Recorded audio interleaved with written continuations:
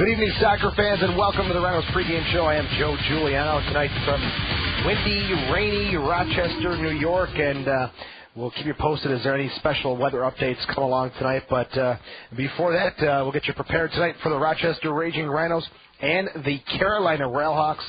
It's been several years since me personally I've been so excited for a game tonight. The Rhinos and the Railhawks, this has such a great build-up. It's got such a great intensity, and the game has not even been played yet. Tonight's game is coming to you from SAS Soccer Park, 7:30 kickoff. Don Stevens will have the play-by-play action. But the build-up for me, I know, has been just amazing. There's former Rhino players, managers, coaches, I mean, everyone involved. Any kind of scenario you want to build off of is here tonight. Chris Economides, one of the founders of the Rhinos, head coach Scott Schweitzer. He's now coaching against his former coach tonight. He's the man in charge of the Carolina Railhawks. His most successful playing years, obviously, were here in Rochester. Frankie Sanfilippo. If you saw this morning's paper, a very harsh exit from Rochester. They wanted to make a better offer to Frankie, but Carolina beat the Rhinos to the punch. So Captain Frankie Sanfilippo now of the Carolina Railhawks. That sounds funny, but it is the truth. Former Rhinos, Johnny Steele, Chris Carrieri, and Connolly Adosian. These guys also with a little bone to pick against their former franchise. So it's going to be a very interesting match tonight. Again, Chris Economides, I spoke with him on WYSL earlier this week, and he said, I'd be lying to you to say it's just another game. There's much more to it, and to be in the locker rooms of the Rhinos and the Railhawks tonight would be truly a special event. So tonight it's a big one. The Rhinos are coming off a nice weekend in the tropics, a 1-0 victory at Miami, and a 1-1 tie with Puerto Rico. The Rhinos enter the game with a record of 4 wins, 3 losses, and 4 ties. They now have 16 points in the USL First Division. Leading the scoring for the Rochester Rhinos, Johnny Menyager. He's also second among the league leaders in points. And great news for the young goalkeeper for the Rochester Raging Rhinos, Chase Harrison. He was selected as the USL Division I Player of the Week. Congratulations to Chase Harrison. And tonight, the Rhinos and Carolina, two very stingy defensive teams, battling at SAS, or the SAS Soccer Park in Cary, North Carolina.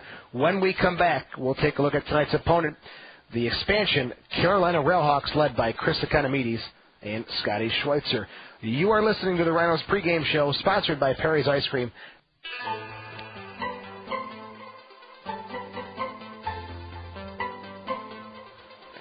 This is the Rhinos pregame show, sponsored by Perry's Ice Cream. Joe Giuliano getting you ready tonight for what they're titling the Battle of the USL Division I Heavyweights. I don't know about that, but I'm excited about it. Hopefully you are too, and you'll stay tuned to Don Stevens right here on WYSL News 1040 AM for the Rhinos and the Carolina Railhawks. The match is the first for the Railhawks after their return from a successful 3-game West Coast swing. They went with 1 win, 1 loss, and 1 tie. The Railhawks are currently tied for 4th place in the USL First Division. They have a record of 3 wins, 2 losses, and 4 ties. That is good for 13 points. Carolina is undefeated at home. That's right, they're undefeated at home. How nice would it be for Laurie Calloway and the boys to put a little blemish in that undefeated Carolina Railhawk home record right now? Goalkeeper Chris McClellan and the Railhawks defense, very, very stingy. They've only given up 5 goals in 9 games played. Again, Captain Frankie Sanfilippo leading the way on the field, but on the bench, it's been Scotty Schweitzer, a standout defender, now carrying it over into his coaching career. And looking at some of the pregame notes for tonight, a lot of similarities between Carolina and Rochester. Children tonight, the theme for the game is School's Out. Children across the Research Triangle in Carolina preparing for the summer months by taking in a soccer game, and they're encouraging them to take part in the human tunnel that greets the players as they come out onto the field. Very, very similar circumstances to what we see here with the youth parade that greets the players coming on and off the pitch here at Paytech Park. But Chris Economides, again, he's going to go with something that's successful and that works. Again, players to watch out for Carolina. Former player for Syracuse, Kupano Lowe, he's got 3 goals this year for the Carolina Railhawks. Connolly Adosian has 1 goal. But, again, as you saw in this morning's paper, he was very upset with the lack of playing time. He is out for a couple of goals tonight, to say the least, for the Carolina Railhawks. And, again, folks, hopefully you'll tune into the game. This is a game that kind of reminds me of those great Montreal games a few years back. The hype, the intensity, it's all there tonight. It'll be a great broadcast with Don Stevens right here on WYSL News 1040 AM. So let's look at the Carolina Railhawks, led by Chris Economides and Scott Schweitzer. Tonight's game is coming to you from the SAS Soccer Park in Cary, North Carolina. Don Stevens saying it's a beautiful evening for soccer. He'll have more on that closer to 7:30 tonight when kickoff takes place down in Cary, North Carolina. When we come back, we'll be joined by Soccer Sam. Hopefully he can control his emotions. I know he's excited for this game as well. You are listening to the Rhinos pregame show, sponsored by Perry's Ice Cream.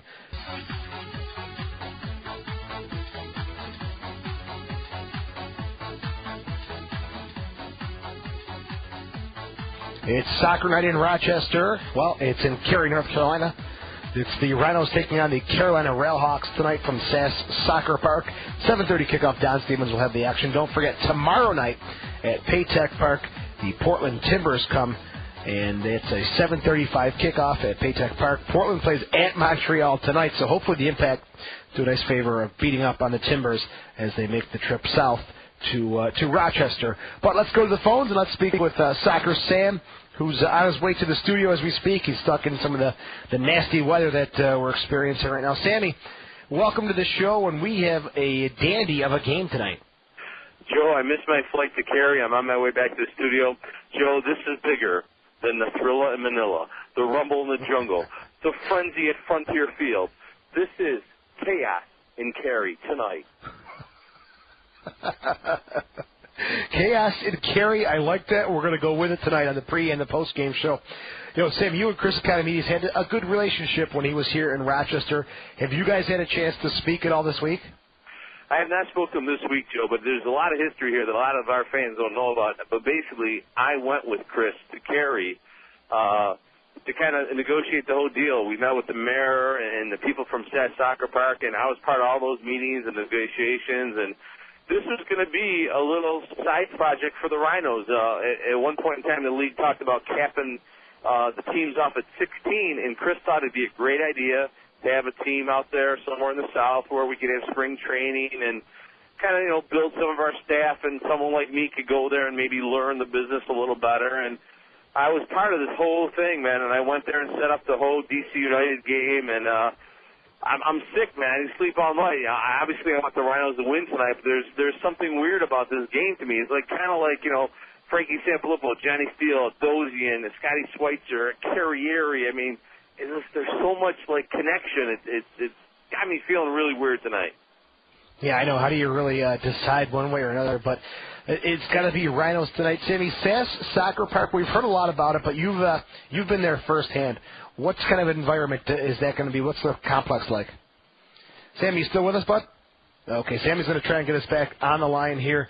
We're just talking to Soccer Sam about the SAS Soccer Park. Again, with the weather conditions, I'm sure cell phones cutting out here tonight. But Sammy, again, talking about his experiences with Chris Economides and helping set up the whole Carolina Railhawks franchise. The big surprise to me, folks, was that Scotty Schweitzer gets the head coaching job, and he's doing a great job. They've got a record of 3 wins, 2 losses, and 4 ties. They've got 13 points. I was just going to ask Soccer Sam about the SAS Soccer Park.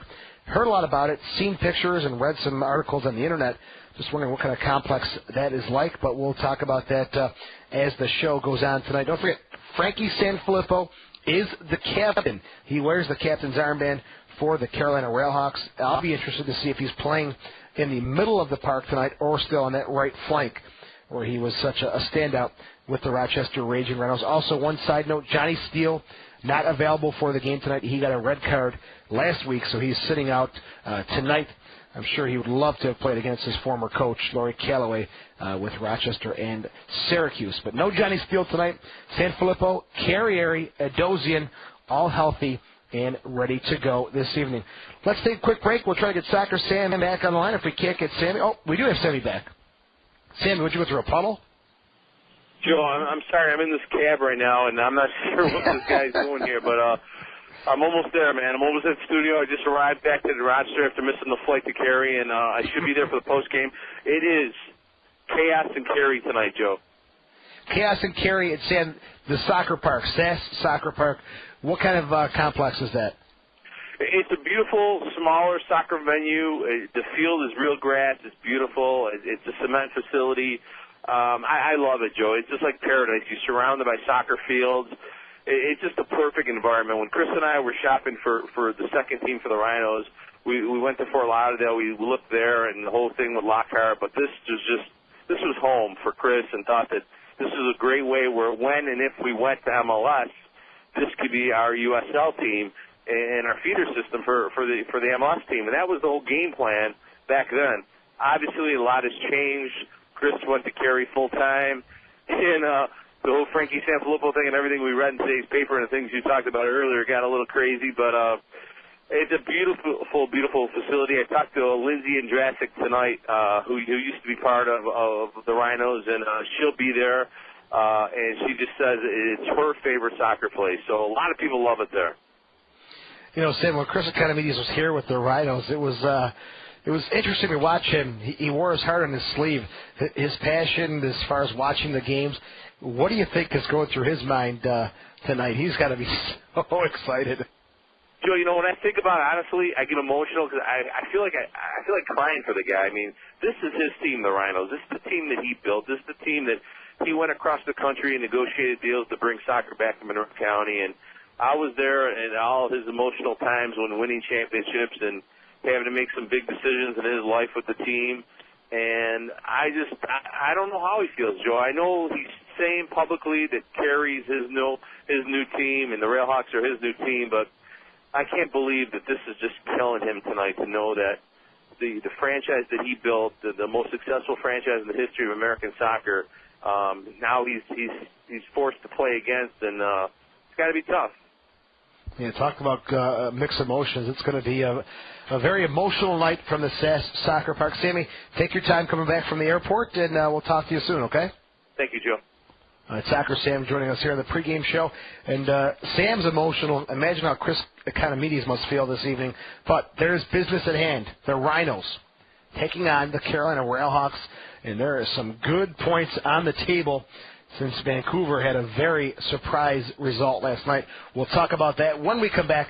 We'll take a look at some news and notes from the world of soccer. You're listening to the Rhinos pregame show.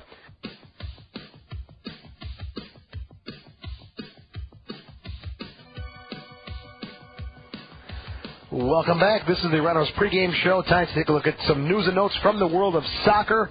It's brought to you by Free Time Magazine. 3 games last night in the USL First Division. Seattle was at Charleston. A 2-1 win for the Sounders. Greg Howes with the game-winning goal. Puerto Rico at Miami 2-2 in the Battle of the Tropics. And check this one out. California hosting Vancouver, a 1-0 victory for the California team. It was their first ever win in the USL First Division. Now, Vancouver, it was their first road loss, their second loss of the year. Both losses coming to expansion clubs. So Vancouver having some trouble with the new boys in town. 2 games tonight. Rochester is at Carolina and Portland at Montreal. That's 8 o'clock kickoff. That's also on the Fox Soccer Channel. 4 games tomorrow. Seattle is at Atlanta. Puerto Rico at Miami again. Minnesota is at California, and of course the Portland Timbers at Rochester right here at Paytech Park. 7:35 kickoff. Make sure you pick up your tickets at the Paytech Park box office, and hopefully the Timbers will come in a little bit beat up after taking on the Montreal Impact. There's 1 game on Sunday. Minnesota is at Vancouver. So now the table is set with a Rhinos victory tonight and a Montreal tie or loss. The Rhinos would have 19 points, and that would give them sole possession of first place in the USL First Division. With a Montreal win, they would jump to 19 points. We'll see how that shapes up. Carolina now has 13 points. If they win the game tonight, they'll be tied with Rochester at 16 points. So we'll see how that shapes up tonight here on WYSL. The USA kicked off the Gold Cup yesterday. 1-0 win over a very physical Guatemala team. Clint Dempsey scoring the only goal for the U.S. in Group B. El Salvador took on Trinidad and Tobago last night as well. That was a draw. And in Group C, 2 games tonight, Panama and Honduras, 7 p.m., Mexico and Cuba at 9 p.m. Tomorrow, the USA takes on Trinidad and Tobago, a 5 p.m. kickoff. That game is on Fox Soccer Channel. Then on Tuesday, it's the USA against El Salvador, 7 p.m. kickoff, also on the Fox Soccer Channel. Major League Soccer, the New York Red Bulls topping the table in the East with 20 points. In the West, Dallas, 16 points, tops the table. Game yesterday, Houston 2-1 over Colorado. And on Wednesday, New York coming back 2-1 winners over Toronto. Juan Pablo Angel scoring 2 goals. The magic continues for the Red Bulls superstar signing. That's a look at some news and notes from the world of soccer, brought to you by Free Time Magazine. You have been listening to the Rhinos pregame show, sponsored by Perry's Ice Cream. Coming up, it's Don Stevens with the Rhinos and the Carolina Railhawks. We'll talk to you on the postgame show. Joe Giuliano saying ciao for now. And good evening, everybody. Welcome to another night of Rhino Soccer. Here we are in Cary, North Carolina, in our first ever visit between the Rhinos and the Railhawks. And certainly a lot of stories to go along with this game tonight, as it's the first meeting between the two teams. Before we get down to business here in Cary, understand the weather has not been cooperative in Rochester. So as far as the weather there is concerned, one thing we want to pass along to you is a note that the Rattlers lacrosse game has been delayed, and that game is expected to start at 8 o'clock now. 8 o'clock start on the Rattlers lacrosse game in Rochester. So just to let you know that. All right, so the Rhinos here will meet the Railhawks for the first time this season. And coming into this one, this is the 12th match of the season for the Rhinos. It's the 10th match of the season for Carolina. And not a whole lot of difference in the record. Rochester coming in a 4-3-4 record, and Carolina on the season a 3-2-4 record. And Carolina's first year of existence doing very well thus far. The Rhinos, after they get done with this one, will have played 10 of their first 12 of the road. And certainly it has been a long haul for the Rhinos, but basically that part of the schedule comes to an end here tonight before the Rhinos return home for a home slate beginning tomorrow. And so talking with the coach of the Rhinos, Lori Calloway, asked him about this spring now that is coming to an end here this evening. Yeah, it's been very difficult. You know, our travel has not been ideal. We've had some glitches in, airline link-ups and rental cars and guys lounging around hotels too much, airports too much as far as I was concerned, but they've risen to the occasion big time and come through with some points, some valuable points, which gives us a chance to go top of the league free and clear tonight after playing 10 of 12 on the road, which I think is quite amazing. Now, to win in this one, you're going to finish the stretch over 500. Looking back at the start of the year, looking at the schedule, would you have been satisfied with a 500 record through this stretch? Well, you know me, especially after last year, we were probably looking to do a little bit better than that. But, with the injury to Vallo and all of the hurdles thrown in our way with the travel and Ambersley not being fully fit for the first 6 weeks of the season, a whole bunch of things probably led to our demise as far as being over 500. But to be 500,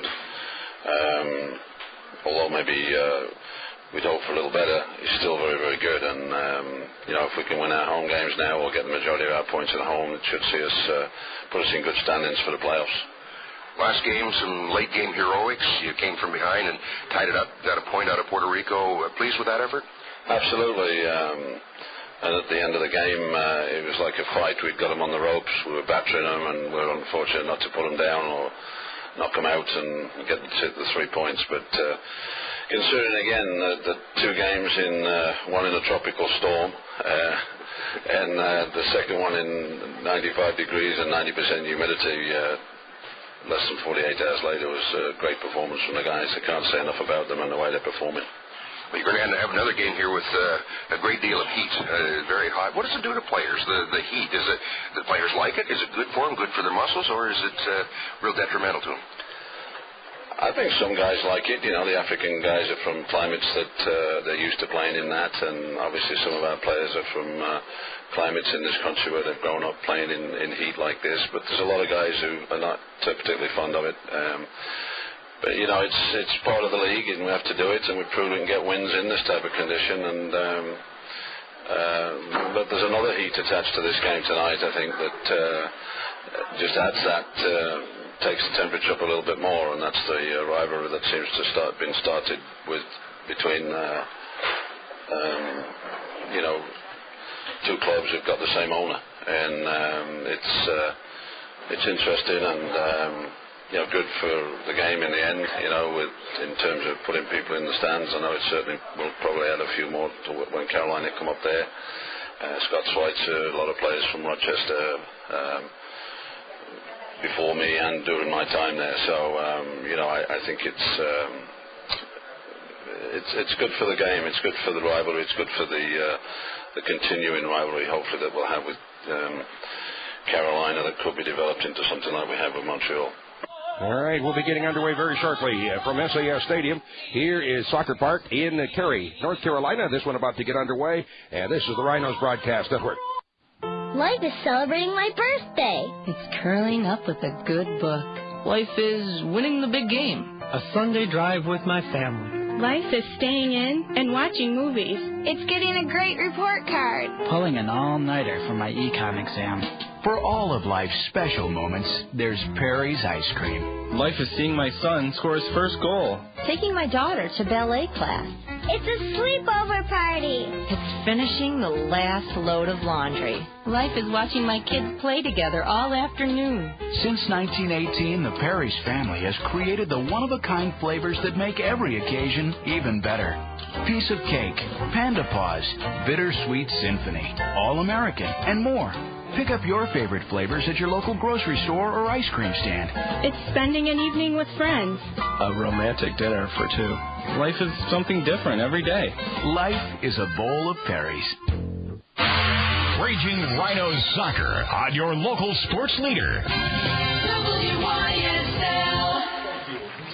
All right, the words come from the coach of the Rhinos, Laurie Calloway. By the way, the coach's pregame interview brought to you by Dodge. Grab life by the horns. It's time now for the starting lineups tonight.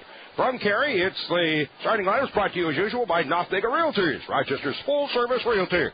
Checking first of all, the Carolina Railhawks. In goal will be Chris McClellan, and he has gone the distance thus far. McClellan in goal. Through the defensive row, we'll see Caleb Norcus, David Stokes, Chad Dombrowski, and, of course, the former Rhino, Frankie Sanfilippo. In the midfield, another former Rhino, and that's Chris Carrieri, along with Capono Lowe, Joey Worthen, and Stuart Brightwell. And then up front, another former Rhino is Connolly Adosian, and his forward partner is Anthony Mayer. So there's the starting lineup for the Railhawks. And for the Rhinos, it's the same starting lineup as we've had for the last 3 straight games. I believe it's 4 games in a row now with the consistent lineup. So certainly that's something that hopefully will be advantageous down the line. And in goal will be Chase Harrison, as he comes into this game with a 3-2-4 record, a 1.11 goals against average. Harrison in goal for the Rhinos. On defense, Kenny Burtz, Scott Palguda, Nate Kraft, and Kevin Novak. In the midfield, John Ball, Kevin Burns, Johnny Minyunger, and Stephen Shirley Black. And then up front, Mike Ambersley and Matthew Delicott. So there's your starters. It has been a very warm day here in Cary. And, of course, Cary being basically a suburb of Raleigh. Raleigh-Durham, a big area, a huge area. And Cary is just in the area. It was about the mid-90s today, maybe 96 or so for the high. It has cooled off, they say here, game time, 89. It's not nearly as humid as it was in Puerto Rico the other day, but it's still quite warm. It's probably better than it was in Puerto Rico, but still, it's very hot. It's very hot. And I understand that I shouldn't be complaining about the weather here as we see what's going on in Rochester. And if there's any important developments, of course, they'll be letting you know from the studios what's going on in that regard. Again, the Rattlers lacrosse game at Baytech Park, now scheduled to start at 8 o'clock. A little bit of a later delay as the storm blows over. Rhinos wearing the dark green uniform, shooting it up to my right. And down to my left is Chase Harrison as we are underway here tonight from Cary. Handed out the midfield from Minyunger. That's booted away into Rhino territory. Adosian underneath it, drops it off in the center circle. Played to the out wing on the near side by Brightwell, and across midfield, Norcus up the left wing. On the near side, Worthen, but that's booted away by Novak, but out, and a throw in on the near side for the Railhawks. From the Rochester 35 on the near side. Norcus with a throw into Adosian. Checking back on the ball. It got away from him, rolls away and out, so it'll be a throw-in on the near side now for the Rhinos from their own 35. And Novak will take the throw-in. Just getting started here in Cary, the first ever meeting between the two teams. Throw into Menyonger. Adosian on him, former teammates, and dropped off in the middle. Taking it right well, turns it to the outside, but that's flipped away. Burns had it momentarily but lost control, and now played to the right wing side for Sanfilippo. Moving up on the far wing, down to the 40. Long service down inside the 18. Up at his 6 to bring the ball down is Harrison. As in on the doorstep was Mayer. Anthony Mayer. Harrison throws it out on the far wing. Harrison gave up a goal last game, so it's just 1 goal he's allowed in the last 3. Back-to-back shutouts in the 2 games prior to that. And now at his own 25, Burns for the Rhinos out on the near wing for Novak. Off the chest, trying to settle it. That's popped up in the air. And turned out on the near wing, ball after it. Spins to get away from Norcus along the near wing. Stops, knocked away momentarily, bouncing out of the center line and Adosian to Norcus up the left wing. Has bumped away from the ball. It's Worth, and it's downfield and out of bounds. Field is gorgeous here. Beautiful field. Looks like it's tremendous condition. As the ball is played across midfield and into Carolina territory, played back to the keeper. McClellan takes it there. He's leading the league in most goaltending categories. McClellan with a minuscule 0.56 goals against average. As he is challenged by Delicott, who goes down, and the ball played out of the near wing. Left-footed across midfield. That one spinning through into Rhino territory, taking it at his 35 is Valguda, but a foul is called on the Railhawks. Mayer gets up, collided head-to-head. And he shows the referee that, hey, I got a bump on the side of my noggin here. Center ref is Tony Russo. His assistants, Michael Hill and Brandon Mallion. And the 4th official is Mark Kadlasek. Now, Mayer is being invited to come over to the sidelines to check with the trainer. Or the 4th official. He is bleeding from the side of his head, on the right side of his head. And he's being sent off to get that taken care of. So the trainer coming over to attend to Anthony Mayer, the forward for Carolina. Head-to-head collision. At the moment, Carolina man down across midfield. Burns into the center circle. Left foot's along up the near side, but ball had turned back, and the ball is fighted over everybody down to the corner, out over the end line. And a goal kick here for Carolina. We're in the 4th minute, and there's no score. Just getting started. As the keeper McClellan will take the kick. He's a 26-year-old from Boulder, Colorado. Played last year for Charlotte in USL 2nd Division. 6'1", 185. Right puts it downfield into Rhino territory. That's knotted toward the middle. As the ball is brought down, headed aside by Burns. Checking back is Menyonger. Can't get to it. Brightwell takes it for Carolina. Into the center circle. Low. They'll roll it ahead to Adosian at the Rochester 35. He's turned back trying to get away from Burns. And Burns grabbing on is called for the foul. And the Rhinos wearing a dark green uniform with a white trim. The Railhawks are wearing an orange, kind of a light orange jersey and socks with white shorts. Lowe, Capono Lowe, who played for Laurie Calloway in Syracuse. As we have Mayer, who has his head bandaged up. Looks like he's got a headband on now. Comes out onto the field with his head all bandaged up. That'll keep him warm. Looks like maybe a sweatband. So he's back on the pitch. And the kick to be taken from 40 yards out off the left wing side. Schweitzer. Scott Schweitzer, the former Rhino defender, yelling instructions from the bench. Doesn't look like the same Scott Schweitzer over here in his tie and everything. That's played down inside the 18, headed up in the air. Coming down to the 20, blocked aside by Delicott, then spun out of the near wing by Ambersley and across midfield. Rolling ball all the way down to the Carolina 35, where it's picked up by Norcus. Right puts it through into Rhino territory. Palguda and Adosian up as the ball is headed out of the far wing. Underneath it is Kraft. Gets the left foot on it, jams it way up in the air and way over the stands on the far side of the field. Quick restart of the throw in deep to the far corner. On the attack, the Railhawks have given up pretty close to the fewest goals in the league. There's a cross through the 6, comes out the near end through the 18, and out over the end line, and the goal kick now for the Rhinos goalkeeper, Chase Harrison. Scoring this season, the Railhawks all even up at 5-4, 5 against. And the 5 goals for puts them 11th in the league, but the 5 goals against puts them 2nd in the league in the goals against category. Harrison placing the ball at his 6. With the right foot, drives it out through midfield. Coming down at the 40, headed back across the midfield line on the near side. Novak in underneath it with the right foot, tips it out. Throw in on the near side of the midfield line for the Railhawks. Norcus. Caleb Norcus, 28-year-old from Raleigh. It's down the street here. With the throw in at the midfield line. High floater up the near wing. That one sneaking through out of bounds, as Mayer couldn't keep it in, and that is now the turnover, and the Rhinos will have the throw in from their own 30 on the near side. Novak moving up for the throw in. 7th minute, no score here in Cary, and a ball across midfield. Denicott looking for the flick, but that's up in the air. Comes out of the near side, trying to play it aside as Dombrowski, as the foul is called on the Rhinos. It'll be a free kick for Carolina from their own 45 on the near side. Norcus will take the throw, take the kick. Free kick, Railhawks. Playing it back. Left-footed across there. Right-footed make that across downfield by Dombrowski and rolls down inside the Rhino 18ers, picked up on the second half by Harrison. Rhinos will finally return home tomorrow to meet the Portland Timbers. Ball flighted through midfield. Sanfilippo heads it right back in Rhino territory. Scout Palguda heads it down in the cross midfield to the center circle. A flick on by Delicott. Ball knocked down. Ambersley's feeding it through, trying to break it behind his ball, but the door is closed and the ball played out on the near wing to midfield. Novak headed it, but went out of bounds on the near side, so a throw in for the Railhawks. Cross midfield, checking back at the bottom midfield is Mayer. Drops it off for Worthen on the near wing and along the midfield line. Low into Rhino territory. Ball coming back, takes it away, and the Rhinos recover the ball. And a pass in the middle from Younger. He's run over from behind, knocked down by Brightwell, and the foul is called. Rhinos will have the free kick, 40 yards out, in the middle of the field. WakeMed Health and Hospitals, property the official hospital. Burns leaving the ball there. Rhinos tying last game, have gone unbeaten in the last 3. With 2 wins and a tie. Last 6 games, a 2-2-2 record.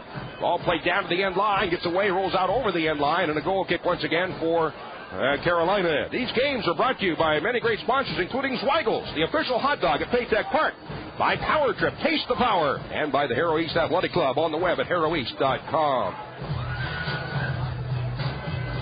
Sent through midfield. Down into Rhino territory along the near side. Novak steps in behind. Mayer heads that across midfield. Denicott the flick, but that's kicked away and into Rhino territory. Knotted further by Adosian down to the near corner. Novak with the right foot pounds it high in the air, and it comes down in the stands on the near side. Throw in for the Railhawks at the Rhino 35 on the near side. The throw in to Adosian. Trying to get away at the near corner. He has 1 goal in the game so far in the season. He is upended on the give and go. Goes down and is slow getting up.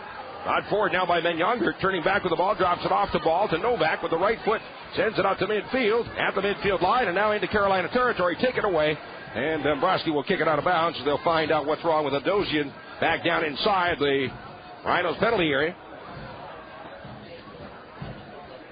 Evidently another collision as he's holding on to his head also. 9th minute now in Carolina. No score. And for the Rhinos, this is the 12th match of the season, and for the Railhawks, it is number 10 of the season. The Rhinos leading the league in games played. Have been very active to start the season, and 10 of the first 12 on the road. And we'll see a little home cooking tomorrow.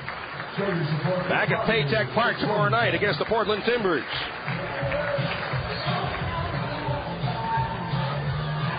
All right, Adosian is up and all right. Ball kicked away downfield, recovered now as the Railhawks have it in their own end of the field. Off into the middle, pushed by Stokes out of the far wing, and on the right side, Sanfilippo across midfield, blocked away by Palguda toward the center circle from Younger. Turns back with the ball, spins, trying to bring it forward, and does. He'll then send it off on the left wing side, and in underneath it is Ambersley. Turns to get away from Sanfilippo, works back toward the middle. Pass to the outside, overlapping is Black on the left wing. From 10 yards out, high tip for the back post, moving in ball with a hit ball back in front, but then it's picked off and cleared away by Lowe out on the near side. A hit for Adosian, and here come the Railhawks on the attack. To the midfield line, Adosian going to the outside for Mayer, spins in behind to get away from Burtz, and Burtz comes back, runs him over, and a foul is called. It'll be a free kick for the Railhawks. It'll be 25 yards out off the near side of the field. So an excellent place for the Railhawks on the restart. Capono Low will move up for the kick. Low leading his team. They've only scored 5 goals so far this season. He has 3 of them. Low, a left-footed kicker. Again, 25 yards out off the left wing side. Sends it for the back post. Down in front. Head ball. They score. It was Connolly Adosian picking off the head ball at the 6.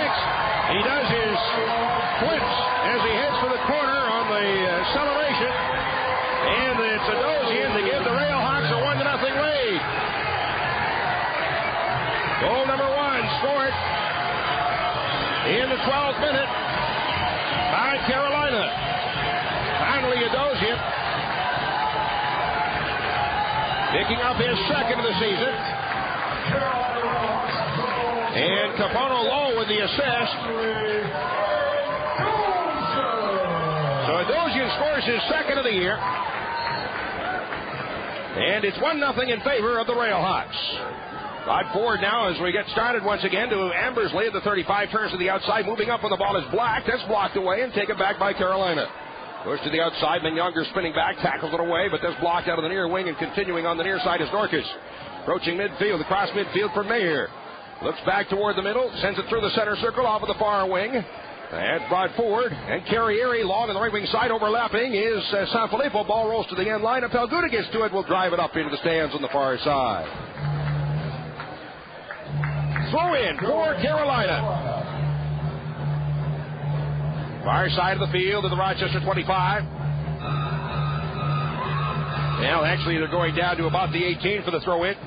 Sanfilippo off the right wing side, short on the throw-in. It's pushed to the end line, tipped out over the end line, off the Rhinos, a corner kick for Carolina. First corner of the match. This one off the right wing side, Chris Carrieri. Former Rhino over to take the corner kick. Right-footed kicker and outswinger. 1-0 lead for the Railhawks. Well, fakes it, backs up again. Now he takes the kick. Down inside, coming down at the 18, headed up in the air. Out of the near end is headed away out of the box by Birch. High in the air, coming down to the 20. Underneath it, Worthen can't get to it. That's low to pass down in front along the 18. Flicked out on the far wing for Carrieri. Spins it to the outside, Sanfilippo. And the ball punched away, and Harrison pouncing out of the end of the 6. Worthen running over top of it. And Harrison slow getting up. The referee having a few words for Anthony Mayer. Harrison on his knees in a collision there, slow to get up. Has a couple of words for the ref. So Sanfilippo getting the shot away there. And Harrison up to the task that time around. 1-0 lead for Carolina. And the Rhinos will take the kick. 14th minute. Here at SAS Soccer Park. Played through midfield, out on the far side. That one will skip out of bounds in the far wing, and a throw in for Carolina from their own 45 on the far side of the field. Throw in to be taken by Sanfilippo. Lights are on now. Sliding in to boot it away is Kraft. Over out of bounds again. Another throw in for Carolina, this time from the Rochester 45 on the far side. Throw in toward the middle for Adosian. Trying to flick it forward with the back heel, and it's popped up into the stands by Black. Now this throw in on the far side of the field near midfield. Throw in for Adosian along the far wing as he's challenged there by Kraft. Adosian spins to the end line. Kraft steps in between, and the ball rolls out over the end line. And a goal kick for the Rhinos. Rochester, goal kick. Rhinos back home tomorrow night against the Portland Timbers, 7:35 kickoff, military night. Buy one ticket, get one free when you wear your military uniform or show your military ID at the box office. Get your tickets at the Paytech Park box office or call Ticketmaster at 232-1900. And in case you're wanting to go to the Rattlers game tonight at Paytech Park, it's a late start. I moved it back to 8 o'clock, so you still got time to get there as the ball played away out of bounds on the far side to throw in at midfield for the Rhinos. Kraft along the midfield line. Burns turns it to the outside. Kraft checking back on the ball and dropped off in the far wing and chipped through midfield by Palguda. Flick on by Delicott for Ambersley. He runs into Dombrowski, and the ball is pulled away and then hammered out through midfield. And the Dombrowski that's here is Chad Dombrowski, the brother of the Rhino player Neil Dombrowski that Rhinos had last year. Ball in behind is grabbed onto by Worthen, and foul is called, and it'll be a free kick for the Rhinos just across midfield. And Younger stopping it there. Moving up for the kick is Burns. Burns backs up. Again, 45 yards out off the near side of the field. The Rhinos shooting at the net down to my right. Right now, the Railhawks have the only couple of shots in the match, and they capitalize on one of them. A head ball from Connolly Adosian. Had 4 last year with the Rhinos. So he's got 2 now and looking to better what he did last season. Pass into the middle for Younger. Rolls it off on the left side and chipped down in front for Ball out the near wing, moving in Black. Pass in front to Delicott, skipped away, tipped in behind, and as Black tried to feed it out in front from 10 yards for Delicott. So the Rhinos missing on a golden opportunity. Black maybe a little too deep to take the shot. Looked to the middle. Novak tried to pick it off of Worthen, but that's played across midfield in behind Adosian, and the Rhinos recover the ball. And is Palguda in the center circle for Burns. Burns back watched there by Mayer, who still has the head wrap on. They'll roll it out on the near side. Kenny Burtz cross midfield. Tipped by Black into the middle, but that was behind Ambersley. Taken back by Lowe of the Railhawks. Chips it through midfield for Mayer. Blocks it out on the near wing to the outside. Adosian won't get to it. It rolls out. Throw in on the near side of the field for the Rhinos from their own 35. 17th minute here in Carolina, and a 1-0 lead for the Railhawks. Having scored in the 12th minute. Ambersley to the outside. Novak will then send it through midfield, and on the near wing trying to get in behind Dombrowski's Younger. And Dombrowski boots it high in the air, headed forward by Delicott. Blocked aside by Stokes at the near corner of the 18. He'll turn it to the outside, chased by Delicott, rolls it ahead. That off the tip of the toe of Black out of the near side, and then off of Worthen and out, and a throw into the near side for the Rhinos. Worthen takes the throw in. Well, he knew darn well that he touched it last. The referee just smiles at him and says, yeah, come on. Rochester throw. Throw in for the Rhinos on the near side. He take it by Novak. Goes to Burns, turns it back to the outside for Novak. He'll drop it back across midfield for Burns and moves it down to the middle of the field for Palguda, his own side of midfield, switching to the left side for Kraft. Draws it back into the middle. Palguda tipping it forward. Burns right back to Palguda. And a forward pass again to Burns. Switching back on the near wing for Burns, and with the right foot drives it downfield. In behind, back heel away by Stokes, chasing after it. Younger, it's blocked forward. Younger in underneath it. And then it's kicked away off of the far wing by Norcus for Carrieri. Checking back, drops it off for Sanfilippo. With the right foot, spins it out across midfield. Headed forward, and the ball coming down at the Rochester 25. Birch takes it there. So far in their career here on the home surface at SAS Park, SAS Stadium, SAS Soccer Park, whatever, the Railhawks are unbeaten so far this season here with a win and 3 ties. They started out there in their new home with 3 straight ties, then came back with a win last game. Ball played deep to the corner, rolling, and rolls out over the touchline, about 2 feet out from the end line. So it'll be a throw in deep in the corner for the Rhinos. 1-0 Railhawks leading. We're in the 19th minute. Very still, very warm night. The flag is hanging dead limp across the way, so there is no breeze whatsoever. The wind evidently is all up north where you are. Right ahead, tipped out to midfield, turning back. Delicott drops it off. Burns has it from his own 35, switching now to the near side for Burns. Pulls it ahead, out of the near wing for Novak. It's watched there by Worthen. And puts him off the foot of Worthen and out, so a throw into the near side for the Rhinos. Joey Worthen, 27-year-old from Salt Lake City. Played with Real Salt Lake last year. That's where goalkeeper Chris Harrison was for a while last year. Cross midfield, Novak stepping in behind, bumping Worthen. The foul is called, and a free kick for the Railhawks, their own side of midfield. Now the 20th minute, and Carolina leading 1-0. Dombrowski rolls the ball back in the middle, taken there by Norcus along his 40. Finds an opening to drive it away downfield. Flicked on by Adosian. One bounce down inside the 18. Couple of bounces taken now by Harrison. So the Rhinos keeper with the ball. Sends a high floater through midfield out on the near side. Then when flighted over top of Norcus, turning back for the ball. With the right foot, he just jams it up into the stands. So we'll have a throw in for the Rhinos 35 yards out on the near side of the field. John Ball for the throw in. Looks away downfield. Goes into the middle for Burns. Turns it ahead to the outside with the right foot down to the near corner of the 18. Sends it down along in front. Headed toward the 6 by Menyonger, but the Rhinos can't catch up to it on the other side. It's played out on the far wing and picked up there by Kraft. Low drive into the middle. Delicott sends it on the near wing. Head back in the middle for Ball to Delicott. Another one. Ball hits it forward. Ambersley flicks it through on the near side. After it, across along the 6, out the other side. Suddenly the ball to the foot by Black, but blocked away out over the end line. Rhinos will have a corner kick. So the Rhinos getting it down into the area, but couldn't finish on a shot. Corner kick, Rochester Raging Lions. Ambersley will move over to take the corner off the left wing side. 22nd minute. As the Railhawks score back in the 12th to take a 1-0 lead. That's the only tally of the game so far. There's the kick low into the box. Headed away and out by Lowe all the way out to the 30. Skipping. Ball heads it aside for Novak.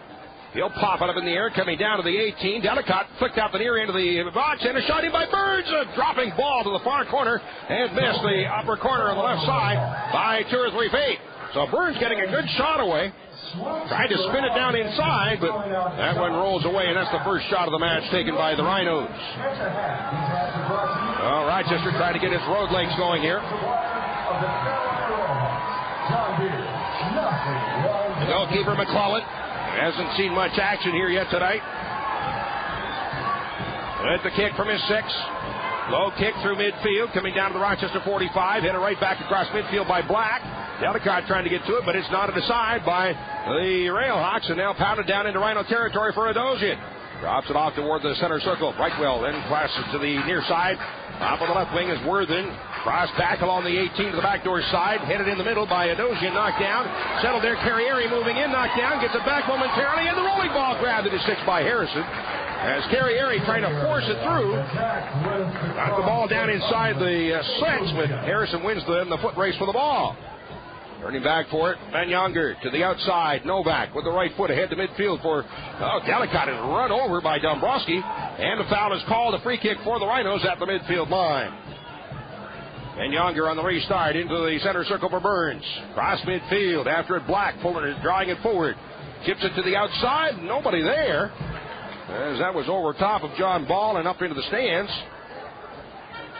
So now a throw in for the Railhawks from their own 30 on the near side. Throw in to be taken by Norcus. Brightwell back heel across midfield, past center circle. Black drops it his own side of midfield for Palguda.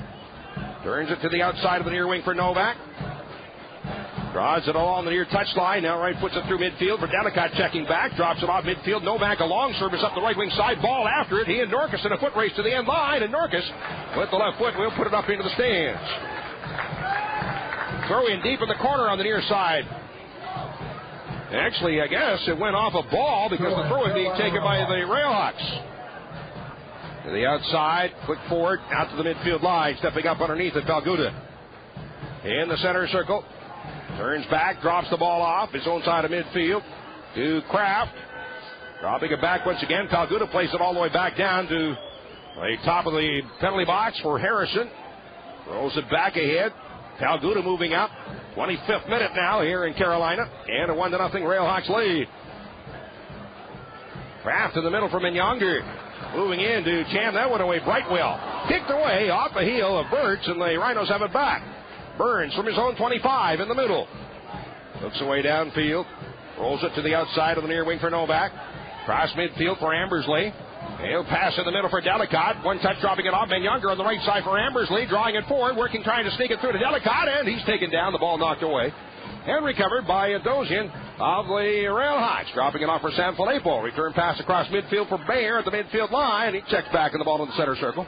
Drops it off for Brightwell. Turns it to the outside of the near wing. And Norcus up the left wing.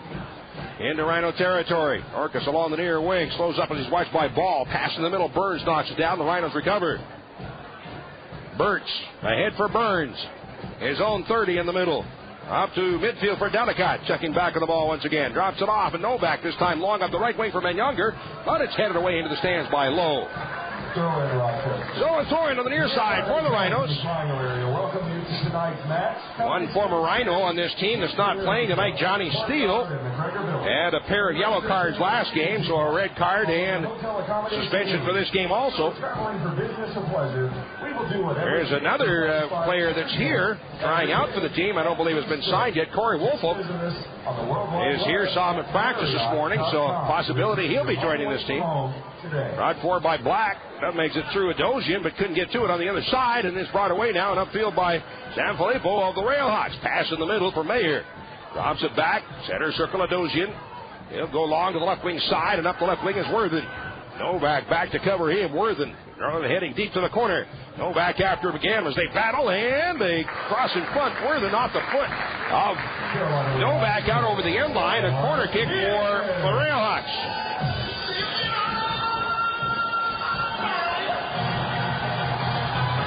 Corner kick off the left wing side.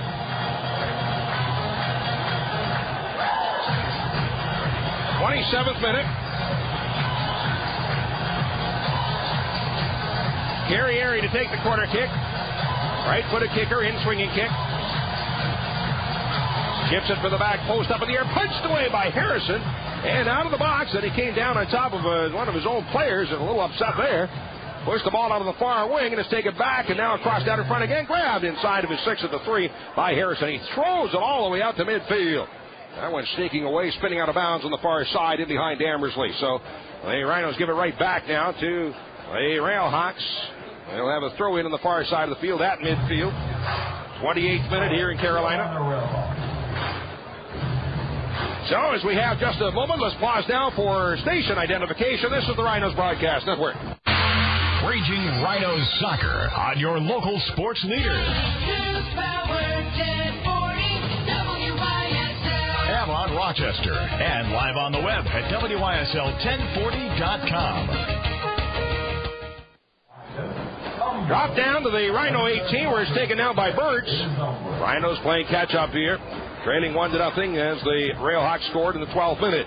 Cross midfield for Adosian. Turning back toward the middle. Right foot ahead for Mayer. He'll drop it back in the middle, 35 yards out for Adosian, the goal scorer. Tackled away momentarily as Adosian goes down. And a whistle blows, and Burns will draw the caution here in the 29th minute. Burns picks up a yellow card. So a free kick now for the Railhawks. This is how they scored their first goal. 25 yards out. This time, however, it's a little closer to the middle of the field. Number 22, Kevin Burns. Free kick. Rhinos have players up warming up already, as it looks like Coach Callaway and Coach Maslin not too happy with what they're seeing at the moment. It's Martinez and Lines that are up and warming up. All right, so Lowe with the pass last time set up the head ball. This time dropped off Carrieri with the right foot way wide to the right side. Missed about a mile. He did make it over the end line, however, and that went wide and out, so it'll be a goal kick for the Rhinos. Other sponsors of these broadcasts include Nextel, Power Up. Also brought to you by Best Volvo, where style, safety, and all-wheel drive come together.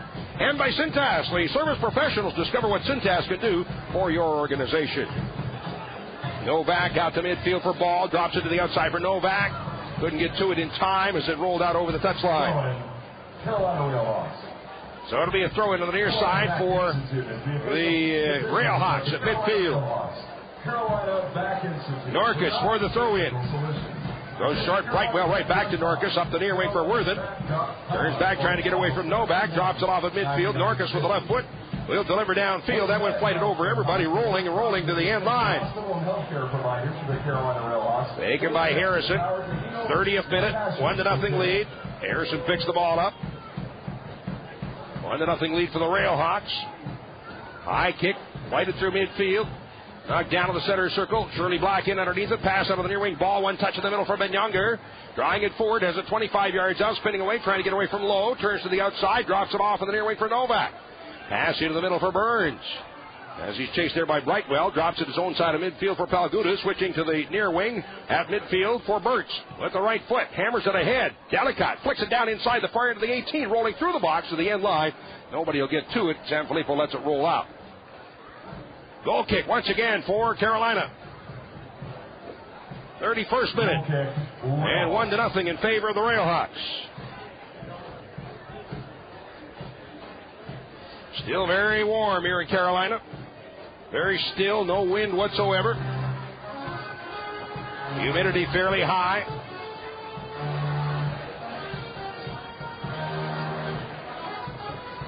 McClellan, the keeper, with the kick.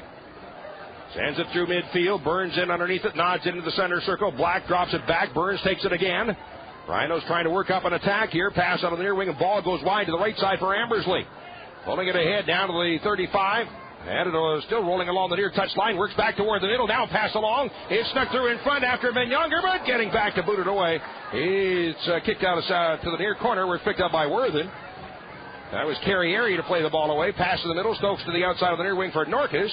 A roller ahead out to near midfield. Burns trying to tackle it away and bounces around and pass off by Adosian, but picked off by Kraft. The Rhinos have it back in the center circle. Taken by Burns. Drawing it forward. The ball on the right side, overlapping is Novak moving up on the near wing. Cross down along the 18 as they try to get him through the Delicott, but headed away back on top again. Burns rolls it off on the left wing side for Kraft. Back in the center circle for Burns. 32nd minute now in Carolina, and a 1-0 lead for the Railhawks. On the near wing and across midfield is Burtz. Pass back in the middle for Burns. As he'll draw it forward down to the 35, through ball to Ambersley. Turns to his left, but is double teamed and is taken away. Picked up again by the Railhawks. Brightwell rolls it to the outside of the far wing, and Sanfilippo from his 35, drawing it forward, trying to escape. Pushes it ahead to the midfield line for Mayer. One touch to the outside, and that one underneath the right leg of Carrieri out of bounds. So in the midfield for the Rhinos. On the midfield line to Ben Younger. Turns back for the ball, drops it off his own side of midfield. Palguda rolls it out on the near wing, carried forward by Burtz. Up the right wing side, flights it through midfield, off the chest of Adosian, settling the ball on the near wing, drawing it up the right side, chased by Dombrowski. As he's now double teamed, Dombrowski in the corner steals it away, and then he's pushed down by Delicott, and the foul is called. Free kick for the Railhawks, deep in the corner. Off the near side of the field, 33rd minute, and a 1-0 lead for the Railhawks. Hanley Adosian, the former Rhino, scoring in the 12th minute. The only goal of the match so far. I think the Rhinos might have a substitution coming up.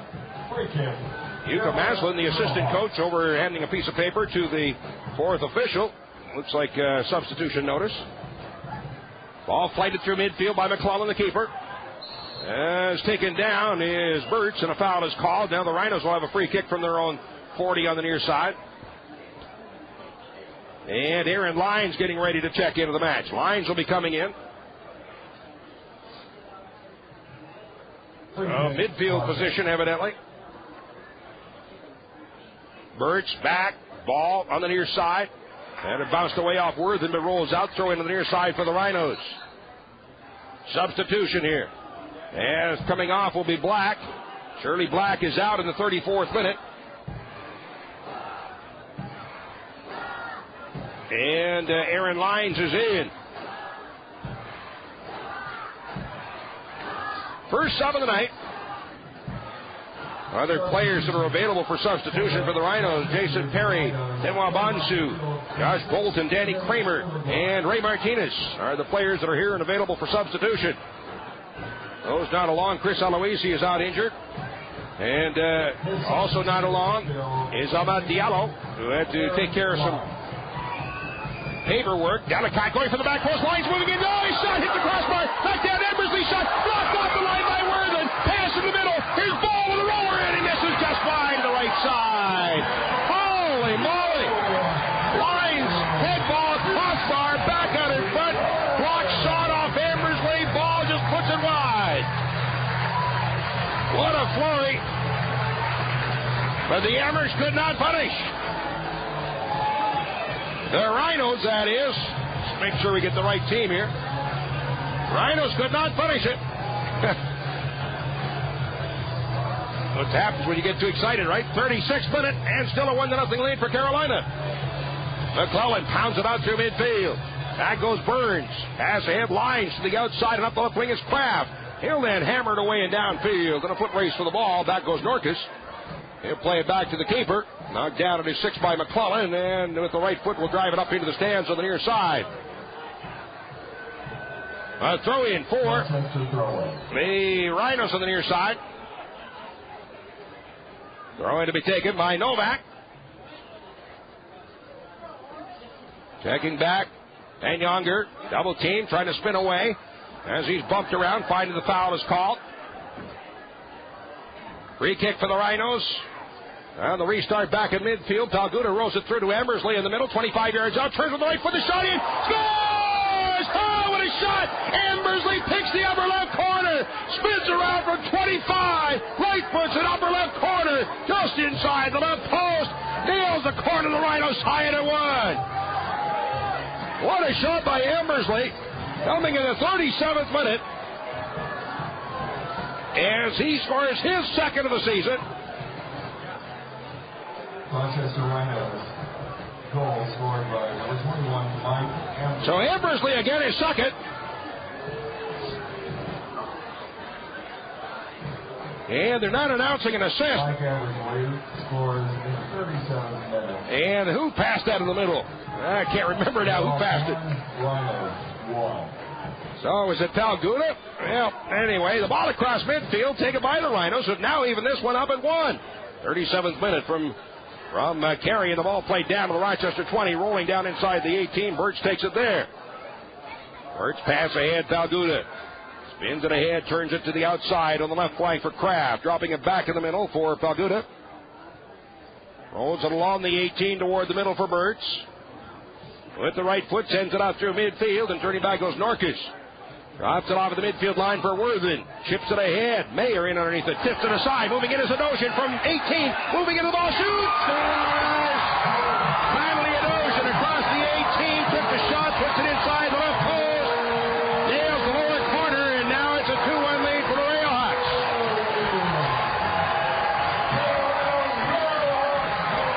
So Carolina comes right back and scores in the 38th minute.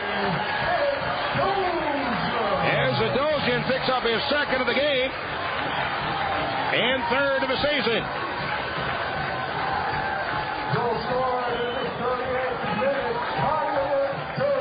So Carolina leading now 2-1.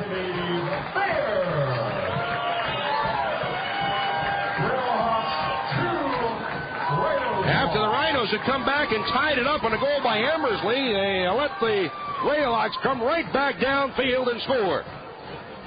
Once again, the Railhawks up by a goal here in the 39th minute.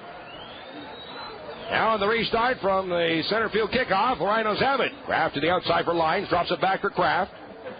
Pass toward the middle for Burns. And the Railhawks, who had scored only 5 goals all season long in 9 games, picking up 2 here tonight. Dropped off in the center circle for Burns, turning back, and he'll roll it to the outside of the far wing for Kraft. Back toward the middle for Burns. At midfield, Lines bringing it forward. Chase from behind, bumps trying to get away. At midfield, it's taken by Burns with the right foot. Switches to the outside of the near wing, and in underneath it goes ball. Off the chest, settles at the feet, turns to the outside, watched by Brightwell. Dropping it off for Novak. He'll block it forward to Younger. Pass in the middle for Lines. Turns to his left, still has the ball. Aaron Lines, chased by Adosian. Drops it to the outside for Kraft. Pass in the middle, 40 yards out. Burns takes a look at the net, goes for it with the right foot, and puts it wide out over the end line.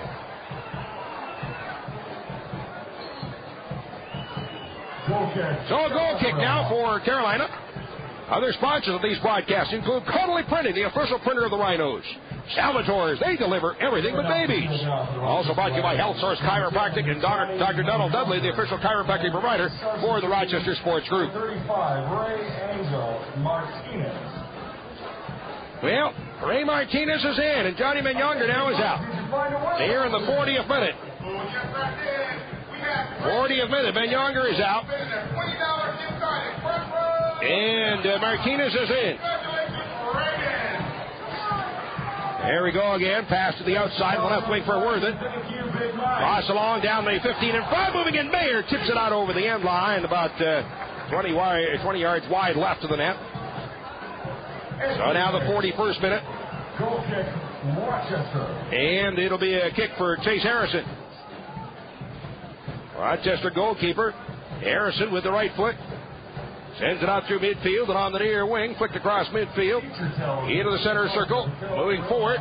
As Kraft taken down. Lyons trying to bring it away and across midfield. Recovered again by the Railhawks. And up the right side overlapping is Sanfilippo. Drawing it down to the 20. On the far touchline, sneaks toward the end line, chased by Kraft as they go 1v1, and the ball rolls away and out. That off of Kraft, so a throw in deep in the corner for the Railhawks.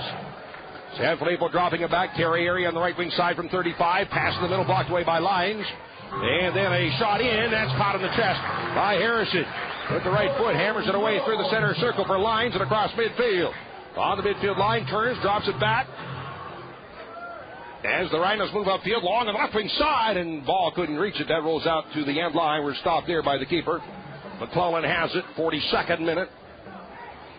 There in Carolina. So the Rhinos now have made 2 substitutions and have just pulled out their leading point producer on the season, Johnny Menyonger. Came into this game second in the league with 10 points, but now he's off for this one. Across midfield, Novak gets it back at the midfield line. Ball across midfield. Now he'll sneak it through Delicott, turning in behind as he is being chased there by Sanfilippo out the far end of the 18 and then booted away by Sanfilippo out near midfield for Carrieri, but lost control. Is taken back by the Rhinos. And toward the middle for Burns, spins around, gets away from Carrieri and up the left wing side to Lyons. Down to the 25, looking for a cross, but puts it away off Sanfilippo, and now throw in for the Rhinos. Quickly in to Kraft, dropping it back near midfield for Burns. He'll roll it to his own side of midfield for Pagoda. Crossing, switching to the outside of the near wing for Burtz. Carries it across midfield. Stearns, get away from Mayer, drops it out of the near wing for Novak. Right foots it up the near side, got away from Norcas, but rolling along the near touchline. Dombrowski picking it up. Martinez watching in and still rolling along the touchline. Now he spins, places it toward the middle, but Ambersley tips it off in the middle. Moving in lines, but it's blocked away. Out of the near side and carried forward by Yadosian. At the midfield line, turning back. Pass through the center circle and off on the right wing side. Picked up by Carrieri. At midfield, to drop it off there for Brightwell. Into the center circle for Lowe. He turns it to the outside in the far wing. And Connolly Yadosian now has moved into a tie for the team lead in goal scoring for the Railhawks this season with his second and third of the season here tonight. Pass out of the near wing and across toward midfield is Norcas. Takes out speed, chased by Ball, gets away. Pass in the middle, Burns steps in nicely to intercept. Rocks it ahead, Ambersley turning it to the outside of the near wing, and Novak up the right wing for Ball, dropping it back to Novak. 44th minute. There at SAS Soccer Park, and a pass ahead of midfield for Martinez. Dumped from behind by Yadosian, play goes on. Pass forward, picked up by Burtz. In the middle at his own 30 for Palguda, and he'll roll it ahead for Lyons. Turns it out on the left wing side for Kraft. Drawing it forward to the outside again up the left wing. Take it by Lyons. Tried to spin it across midfield. Blocked there and taken away by Carrieri. And the Railhawks have it in the middle. Trying to feed it through to Mayer, but that's behind him and blocked down inside the 18. The Rhinos have it back. Rhinos moving ahead. Burns, long service downfield. Martinez trying to get it behind. One big hop inside the 18. Grab by McClellan at the far end of the box. And Martinez out, bumps McClellan. The ball knocked away, and the ref comes over, has a couple of words for Martinez as play goes on. McClellan with the right foot. Long downfield, coming down to the Rochester 30. One bounce down to the 20 and taken by Birch. Rolls it to the outside of the far wing, 45th minute. Ahead with it. Kraft drops it back as we near halftime. That went through midfield. Martinez run over from behind by Dombrowski before the ball even got to him, and a foul is called. Other sponsors of these broadcasts include the World Gym. Real gyms, real people, real results. Auction Direct. For your next car, log on to auctiondirect.com. And by the RITN, everything you need to be perfectly comfortable. On the restart, Ambersley to take the kick. 35 yards out, pass in the middle for Burns. Takes a look at it, chips it with the left foot down near the end line. Hit it back in front, ball knocked down, roller. They put it away, they score! Delicott along the end line, tips it inside the right post. And the Rhinos come back again to even it up. Roller along the line. Dillicott finishing, and now we're even at 2. 45th minute here in Carolina.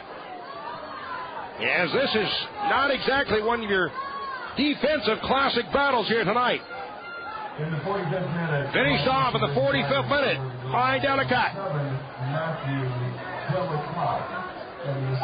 As he picks up his third. And Ray Martinez with the assist. So Dillicott from Martinez, and we're all even up now. It's a brand new game once again, even up at 2. 2 minutes of additional time as we near the half. Even up at 2, and the ball tipped through midfield. Coming down to the Rochester 35, blocked aside. In behind is Birch to come away with it. Birch up the right wing at midfield. The ball got away from him, rolls out, and a throw in at midfield on the near side for the Railhawks. Good crowd on hand here tonight again in Carolina. Very warm evening. Flick forward. Novak with the left foot pops it up in the air on the near side. Ball nods it toward the middle, and underneath it is low, but a foul was called. A free kick for the Rhinos from their own 35 on the near side, making it about 40 yards out. And the Rhinos will take the kick. About a minute to go before we'll hear the whistle for halftime. We'll be talking with the former Rhinos general manager and now president and general manager here of the Railhawks, Chris Economides, during half.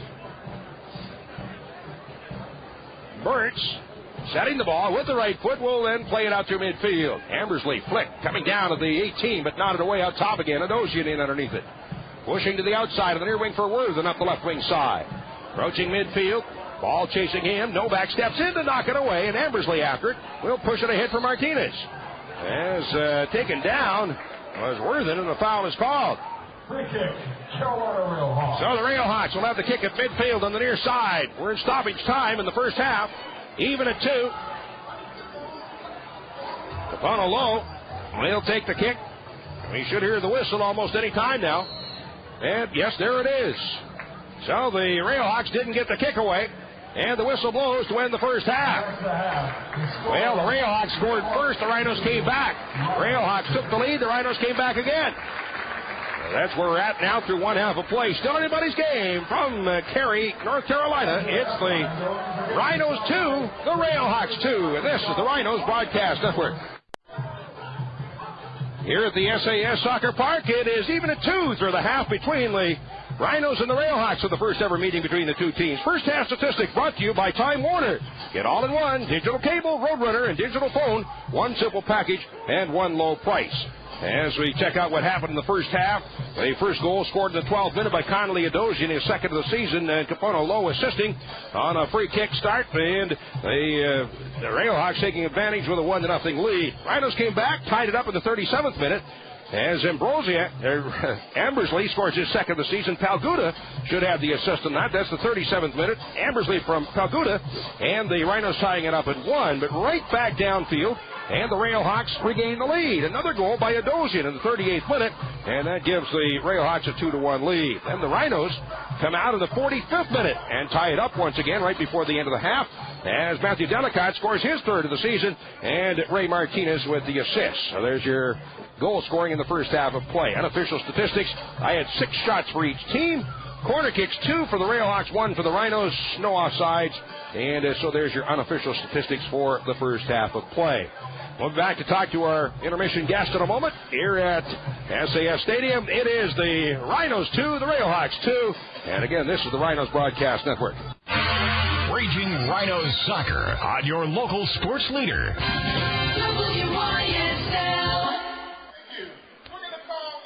Once again at SAS Stadium here in Cary, North Carolina, as the Rhinos and the Railhawks are all even up at 2 apiece through one half of play. Tonight's intermission interview brought to you by Connolly Printing, the official printer of the Rhinos. And a chance finally to check up with our old friend and, of course, the former general manager of the Rhinos, Chris Economides, who is now the president and general manager here of the Railhawks. And good to see you again. You're looking good, kiddo. It's great to see you again, too, Don. It's missed my old friends in Rochester, and you're one of my closest, so it's great to see you again. Well, I guess the big question is, what do you think? Now that you've got it and finally gotten to start after a year of putting this whole thing together, it's off and rolling, and how do you feel about things right now? I feel tremendous. Just talking to Tim Holt, Vice President of the USL, which was watching the game tonight. He said that was probably the best half of soccer in the entire league, the entire season. What a tremendous first half. I mean, both teams, I think, are super psyched for the game. I think we're kidding ourselves if we don't just come out and say that right now. But no, things have gone very, very well down here. This is a whole different element, a whole different frame of mind down in the South here. We're off to a good start on the field. A good start off the field. We got a nice crowd between 5,000 and 6,000 tonight. So, North Carolina is a beautiful part of the country, and the Raleigh, the Triangle area has been good to us so far. Now you've been averaging somewhere right around 5,000 so far, right? Yeah. No, we're off to a good start. I talked to my old friend Jesse Veronica back in Rochester, and it's been a little bit tough with the media down here. I think sometimes. We up in Rochester don't really fully appreciate, the media coverage and newspaper coverage that we do get up there. So it's been a bit of a challenge down here, but it's sort of, we got to prove ourselves first, and that's what we're doing right now. If we can, if we continually put in 5,000, 6,000 fans a game, the media will take notice here and say, these guys are for real. Talking with the president and general manager of the Cary Railhawks, or actually the Carolina Railhawks here in Cary. And, of course, the former Rhino defender, Scott Schweitzer, is the coach here. It's his first year of coaching. Well, he did a little bit of coaching of, youth soccer or something last year, didn't he? Yeah, Scott has been involved with Damon Nahas, our assistant coach, in one of the youth organizations, down here in the Triangle area. And, Scott has done a tremendous job so far. We've already, very quickly built a nice little nucleus of talent here. It's a very close-knit team right now. And in a very short time frame, he's done a tremendous job. And, of course, Connolly Adosian scoring 2 goals here tonight. I know in past years you were wondering why maybe he wasn't scoring more. Well, he's doing it here now. No, again, I think this is a special game for guys like Connolly. Unfortunately, Johnny Steele got a red card in our last game he couldn't play tonight. I know he wanted to play in the worst way in this game. Chris Carrier is a former Rhino.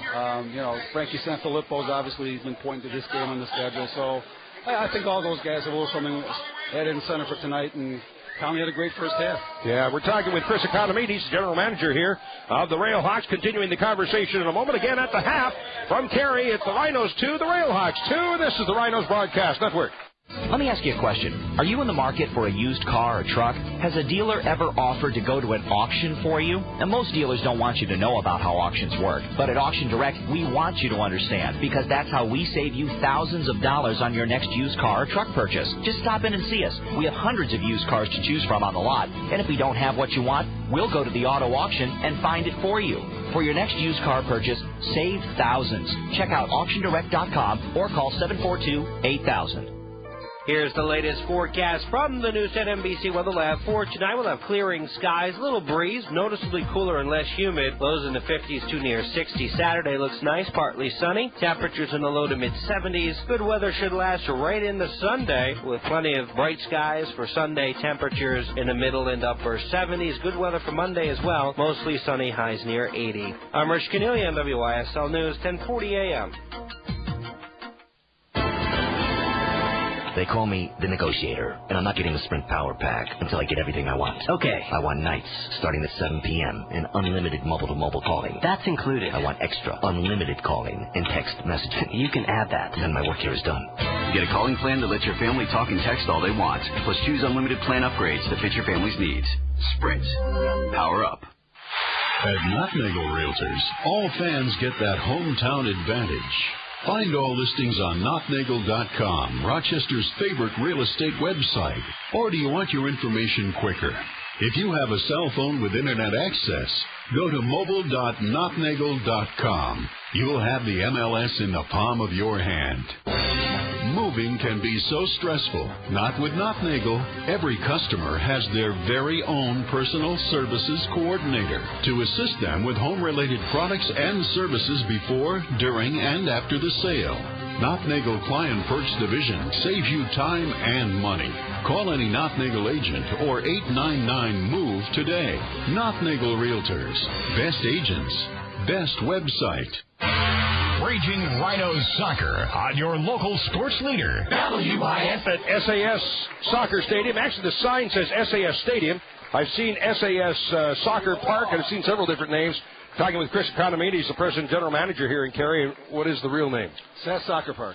SAS Soccer Park. You say SAS instead of SAS? Correct. Okay. All right, Soccer Park. And it's a great facility. I mean, this field looks immaculate, like they were out there with nail clippers, maybe. They were. Yeah, okay. Well, that's why then. I mean, no, the town of Cary, Don, spares no expense. It's an absolutely wonderful facility. And when I first came down to scope this place out, to try and launch an expansion team down here, I mean, the first thing you see is just this tremendous field. Our practice field is the same caliber as the actual game field. We had the U.S. men's national team here last year for 2 weeks before they left for Germany. So that's the caliber of complex that we have here in Cary. And it's, again, the town of Cary spares no expense. It's an absolutely wonderful facility, first class in every aspect. All right, now in the area, there's Raleigh, Durham, there's Cary and Chapel Hill. There's all kinds of, and each one of those places in its own right is a big city, right? Correct. That's why it's called the Triangle. What's the population there of the Triangle? It's a little bit over 1 million in the Tri-County area. They're not much bigger than, not much larger than Rochester. Yeah. But there's a lot of economic growth down here. You have the 3 major universities, Duke, UNC, and North Carolina State, which obviously has a huge influx of young people to the area. And it's also a lot of competition for the sports dollars, too. Exactly. Well, that's why, with us playing in this time frame, the schools are that's true, yeah. out of session, so that was part of our rationale that we can play in the summertime. It takes some of the pressure of trying to compete. Yeah. Those colleges off of us. All right, looks like we're about to get going here in the second half, and I don't know the way these two teams are playing. Who knows? Maybe. Of course, you got 2 games left in Rochester, but wouldn't it be something that came down between these two in the playoffs, huh? Well, it'd be very interesting. Yes, it would. I tell you, again, I think both teams have been pointing to these games, and so far the first half has lived up to all the expectations. Chris, congratulations on a great job of getting this franchise underway, and good luck to you, all right? Thank you, my friend. As always, it's great to see you. Good to see you, pal. All right, Chris Economides, president and general manager of the Carolina Railhawks. We're about to get underway in the second half here at SAS Soccer Park, so stick with us for more. Tonight at the half, it's the Rhinos 2 and the Railhawks 2, and this is the Rhinos Broadcast Network. Heading now to the second half here in Cary, North Carolina.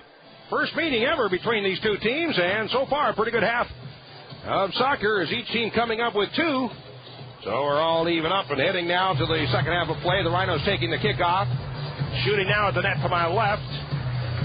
Chase Harrison in goal down to my right.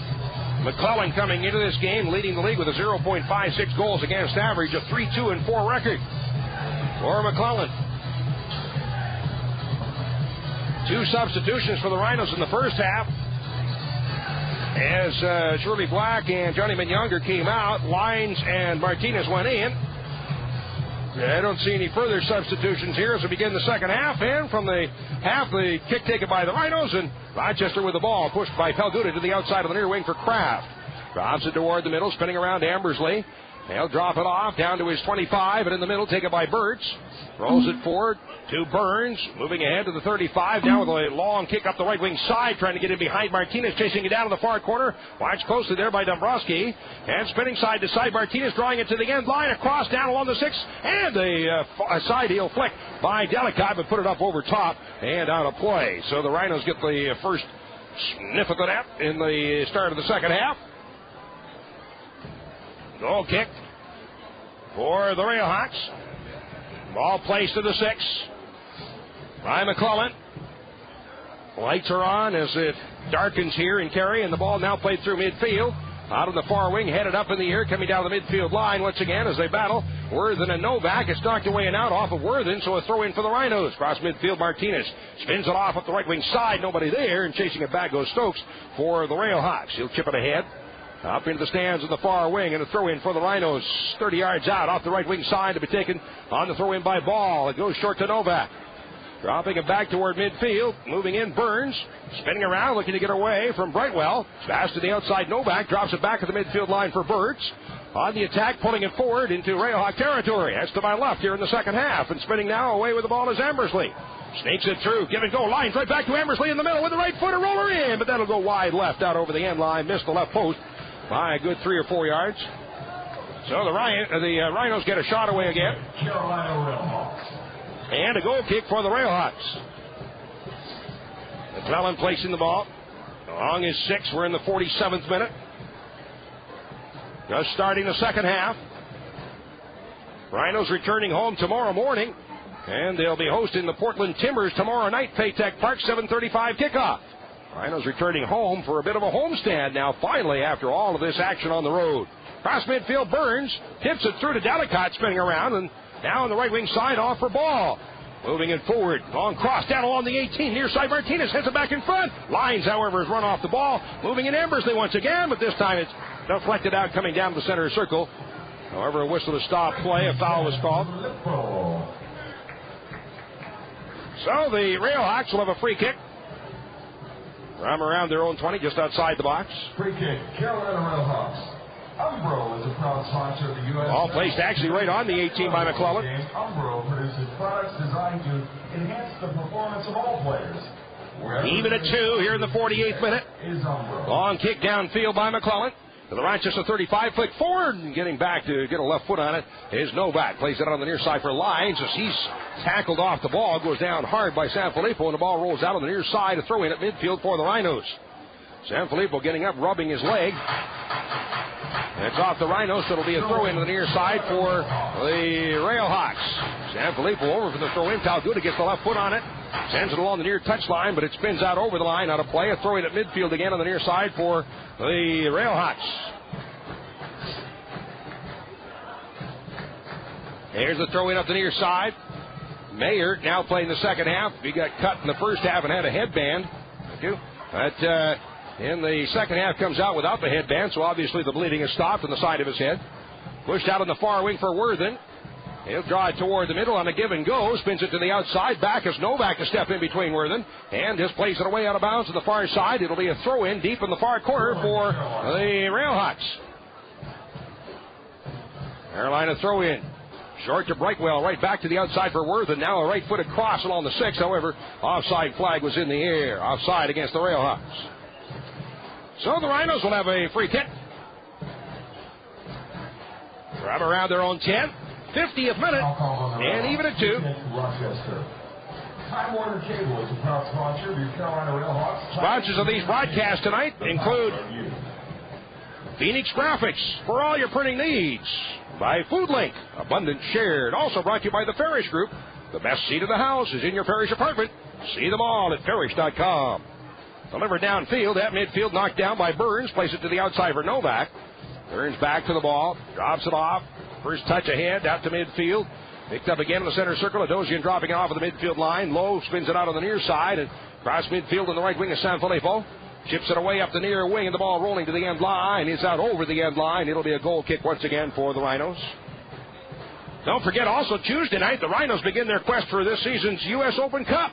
That'll be on Tuesday, June 12th against the Long Island Rough Riders. Kickoff time 7:35 at Paytech Park. By the way, season ticket holders, use your Wild Card B ticket for the game. That's Tuesday night, Open Cup action at Paytech Park. So the Rhinos are at home tomorrow night and Tuesday night. All placed in the 6. Chase Harrison with the right foot. Sends it out through midfield. Up goes Delicott. That one popping up in the air. Lowe will spin it back to the midfield line. Turning back Worthen in the center circle. Knocked away by Ambersley. They'll draw it forward. Spins back, draws it to the outside of the near wing for Lines. Cross down in front. At the 20, settled there by Martinez. Turns it back to the right foot. Takes a shot, blocked in front. Moving in again, Ambersley out the toe. Drawing it forward, slides in, but couldn't control. And it's out near midfield. Moving up, Talguda runs up the back of Adosian. And the foul is called. And the Rhinos, the Railhawks will have the free kick. Their own side of midfield. 52nd minute. Even at 2. Scoring. Game in the first half. In bunches. Attendance tonight, 5,147. 5,147. Kick to be taken by the Railhawks. At the right foot, driven downfield by Dombrowski. Floated down inside the 18 and grabbed on the fly by Harrison. So the Rhino keeper with the right foot will drive it away and downfield. Harrison playing in his 10th straight game since the injury to Scott Vallow. Has done an admirable job.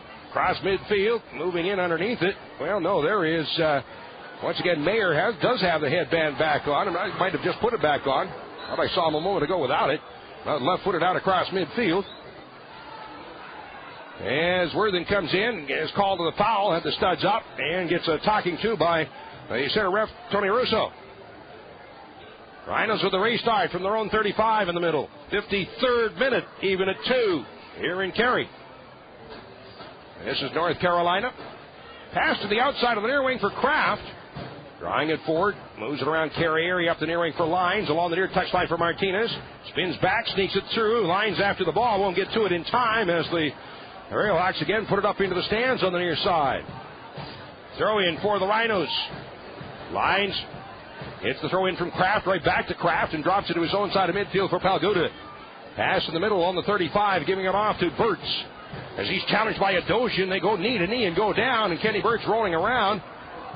Yellow card issued to Adosian that came in hard with the knee. Onto the right knee of Kenny Burtz.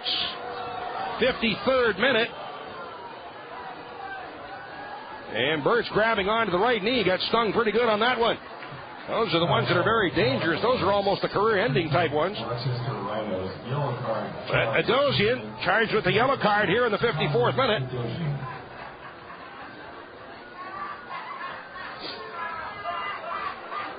Burtz having a few words from Adosian. Novak, and now the referee step in between. Burtz and Adosian, of course, teammates of a year ago. Well, the first words, it looks like, being exchanged now in the game. I don't know. Some thought that there was going to be a lot of words exchanged throughout the night here, but hasn't been anything much so far until now. All right, so the restart to be taken by Palguda from his own side of midfield as Burtz is up and walking all right. Palguda out on the near side, Burns across midfield. Throwing it down into Carolina territory, rolls the ball ahead. Lines pulling upfield as he's taken down. Play goes on, and now stepping in to recover Ambersley, but got away from him, and Sanfilippo will work it out into the center circle. Drops it off there for Brightwell, crossing to the outside of the left wing for Worthen. Pulls it into Rhino territory, watched by Novak, spins back toward the middle, turns to get away, and he moves upfield into the middle, trying to sneak it through, but the ball is intercepted, carried off by Burtz for the Rhinos. Up the right side to Martinez, drops it back for Novak. Right foot a pass out near midfield, stepping in the way, Novak, as the and his ball is dropped off and down to the 25ers, taken by Burtz, and then it's cleared away and downfield. Norkus at the midfield line. Pass toward the center circle, deflected aside, and it's recovered again by the Railhawks. Out of the near side for Sanfilippo. Pass to the middle. Moving up is Lowe. Well, it is pass deflected up into the stands and out, so a throw in on the near side. Evidently was not deflected. It'll be a throw in for the Rhinos on the near side. Knights are having a few words for the fourth official on the near side. There's a surprise. Calm and cool Scott Schweitzer. Doesn't have the coat on tonight. He's got a tie on, though. Rod forward into Rhino territory. Pushed to the outside, and now ahead with it Worthen. Rolls it out of the near wing for Lowe. Capono Lowe whistle to stop play. Now Martinez and Worthen having a few words, and the referee step in between them. Dombrowski coming over, having a few words for Martinez. Foul is called, and a restart for the Railhawks. Rochester 45, it's in the middle of the field. 56th minute, even at 2, as the tempers are starting to flare a little bit. Long service down inside the 18 up, but the 7-yard to bring it down was Harrison, and Dombrowski came in, went for Harrison with the shoulder, but missed. Well, that would have been interesting if he had actually collided with the Rhino goalkeeper. So got to keep an eye on things right now as it's getting a little testy out there. Harrison outside at the 20 with the right foot, sends it away downfield. In the middle, Delicott heads it in the air, turns back again. He'll nod it forward this time, sneaking through. And it's blocked away from ball out back near midfield. Burns run up the back by Adosian. The foul is called. So now it'll be a free kick for the Rhinos, center circle. Second half, 57th minute. Rhinos came back right at the end of the half to even it up at 2. Here come the Railhawks cross midfield. Adosian leading the charge. Turns back toward the middle, through ball, moving in, as stepping back to take it away as Birch pulls it out the far end of the 18. Birch rolls it ahead for Novak. Out the right side. Challenge from behind, turns back, drops it off in the middle for Burns. Spins back at his own 25 in the middle with the right foot, hammers it away downfield, trying to get it behind Martinez, chasing it, but it's too far ahead. And the rolling ball outside of his 18 is McClellan, the keeper, to kick it high in the air, flights it downfield, moving out. Pelguda heads it back to the center circle. Blocked there by Dombrowski into Rhino territory, then tipped aside by Delicott. The Rhinos have it. Martinez tips it up the left side, or rather that was ball for Martinez, but too far ahead. And turning back, Sanfilippo just lets it roll out. Well, anyway, it's offside. His flag is up in the air anyway on the far side of the field. Offside against the Rhinos, first offside of the match against Rochester. So a free kick for the Railhawks in the center circle, 58th minute, even at 2. You want to join Dean Linke and John Bouillet and make comments on tonight's match. Rhinos at home tomorrow night. Paytech Park, come on out. As the Rhinos look for a little revenge after a 2-0 loss in Cortland earlier this season. The Rhinos meeting the Timbers tomorrow night, 7:35 kickoff at Paytech Park. Push to the outside of the far wing. It's Worthen with it for the Railhawks. Drops it back in the middle. Brightwell tips it to the outside again, up the left flank. Long ball delivered downfield by Norcus, but past the middle, picked off and carried forward by Lyons for the Rhinos. Cross midfield, looking to the outside, sneaks it through. After goes Martinez, down to the 18, chasing after it, turns, sliding in to knock the ball away as McClellan. Martinez almost got to it, just inches away as McClellan got the left hand on it. Pass out near midfield, taken out by Adosian. Sneaks it through the other way, and out to take the rolling ball is Harrison, first time to the way through midfield. Still in an offside position, Martinez trotting back to get onside. In the center circle, ahead now come the Railhawks. Low to the outside of the near wing. Carrieri looking to sneak through, draws it off into the middle, pass for Adosian. Looking for a return, doesn't get the return pass. Adosian still has it, draws it to the outside of the near wing, and he'll roll it deep to the corner. Sanfilippo after it, getting to it in the corner in time. Pass across along the end line, blocked by Lyons to the end line, and Lyons comes away with the ball. Rolls it out of the near side to Martinez, dummies it through and across midfield. After it goes Delicott on his horse's ball. Delicott rolls it through, moving in ball, the near end of the 18, back heel for Delicott. On the return, trying to get to the ball, but it's booted up in the air on the far wing, and it's settled there by Worthen. Some nifty setups by the Rhinos, just unable quite to sneak it by on that final touch. Getting a couple of opportunities. Burns at midfield, again long on the left wing side, and after it goes Martinez. Chasing it down deep in the corner, but he won't get to it. And he slides in and does get to it to knock it out over the touchline. Oh, it's not a goal kick. It's a throw-in deep in the corner. No, the referee comes in and says, no, it was over the end line. It is a goal kick. Other sponsors of these broadcasts include the Distillery, now open in Greece at Ridge Road and 390. By Dodge, grab wife by the horns. It's Dodge. And by Connors and Ferris, workers' comp and Social Security attorneys, call 262-COMP. Foul be placing his 6 for the keeper, McClellan. Even at 2. Ball flighted through midfield. Flick forward. Underneath it, Birch. Rolls it ahead to the midfield line. Ball drops it back. Burns to the outside of the right wing for Novak. Moves out to midfield once again. Turns to his left to get away. Sneaks a feet ahead. Checking back at the ball. Delicott grabbed onto. Goes down, but play goes on. And here come the Railhawks. Through ball at the near side. Chasing after it. Mayer at the near end of the 18. Now down to the end line. Stops it along 1 yard lot. At the near end of the box with the left foot across in front. Tied to the post on the near side and tipped out over the end line by Harrison. Mayer looking like he was going to catch Harrison sneaking away from the post. Harrison dove back in and tipped it out over the end line. Corner kick for the Railhawks off the right wing side. Carrieri, right-footed kicker, and outswinger. Set to serve it up. Here comes the kick. High for the back post. Off in the air they go. Knocked down to the 6. Backhanded kick on the line. That's booted away. And out by Ambersley. Coming down to the 35. Adosian heads it up in the air. That's flicked down to the 18. Knocked down. Trying to spin around. And it's blocked away. Booted by Lyons, but off the arm of... No, it did not evidently hit the arm. There's a chip down inside. And getting to it, Birch with the left foot drives it away out of the box. All the way out near midfield. Right well on the near side for Carrieri. Chased by Lyons along the near wing. Cross down along the 18 and inside the box, picked off by Burns. The Rhinos have it back. Burns with the left foot. Long ball out to midfield. He shanked it off the outside of his foot, bounces out of bounds on the near side. It'll be a throw in for the Railhawks. Their own side of midfield on the near wing. Substitution coming up. Ladies and gentlemen, let's have a hand for Chris Carrieri. And Carrieri is out here in the 62nd minute.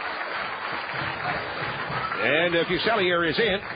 Fuselier in the 62nd minute. Carrieri, number 21, Santiago Fuselier. And again, Carrieri is out.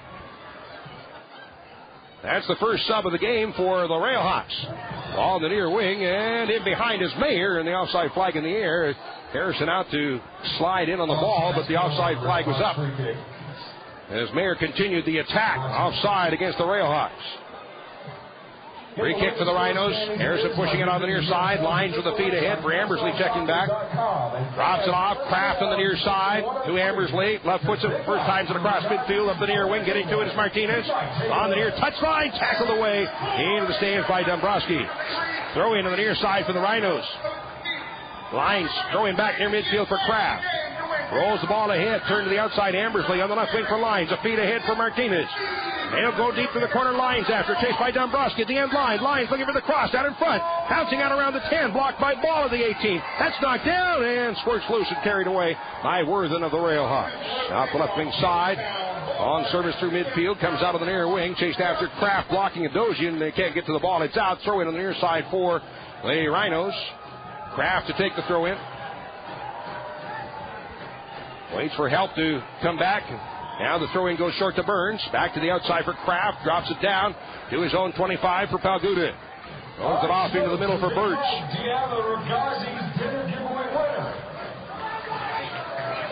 On the far wing, take it away. Brightwell rolls it to the outside. Worthen up the left wing. Down to the 18. Trying to turn back in the middle. Step over on the ball. Gets to an end line. Here's a cross down in front. Pushed away by Harrison out the far wing as Birch is taken down by Worthen. And again, grabbing onto that right leg. And now the ball is hammered out to midfield for Delicott. Drops it back for Ambersley. He'll first time it out into the center circle, but unable to get to it. Martinez, and the ball is taken back once again by the Railhawks. Time to the outside. Long shot in by Lowe. Just misses the right post. Lowe trying to pick the post on the wide side. Missed a couple of feet wide right. Goal kick. For the Rhinos, sponsors of these broadcasts include Mollier Chevrolet Buick. They always say yes. By Time Warner, get all in one. Digital cable, digital phone, and Rev Runner. One package, save hundreds. And by Free Time Magazine, Western New York's art and entertainment guide. Ball flighted up through midfield by Harrison. Headed in the air by Sanfilippo. Burns knocks it down in the center circle for Ambersley, spinning back. Drives it across midfield, pass to the outside, but stepping up to intercept, taking it away is Sanfilippo. On the near wing is he goes down, and as a slide by Ambersley. The referee is talking to Ambersley. He's going to give them the caution.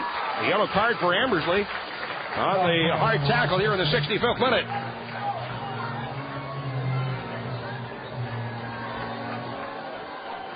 So the yellow card to Ambersley. Ambersley, number 21 of the Rochester Rhinos, in the 66th minute. Restart for the Railhawks.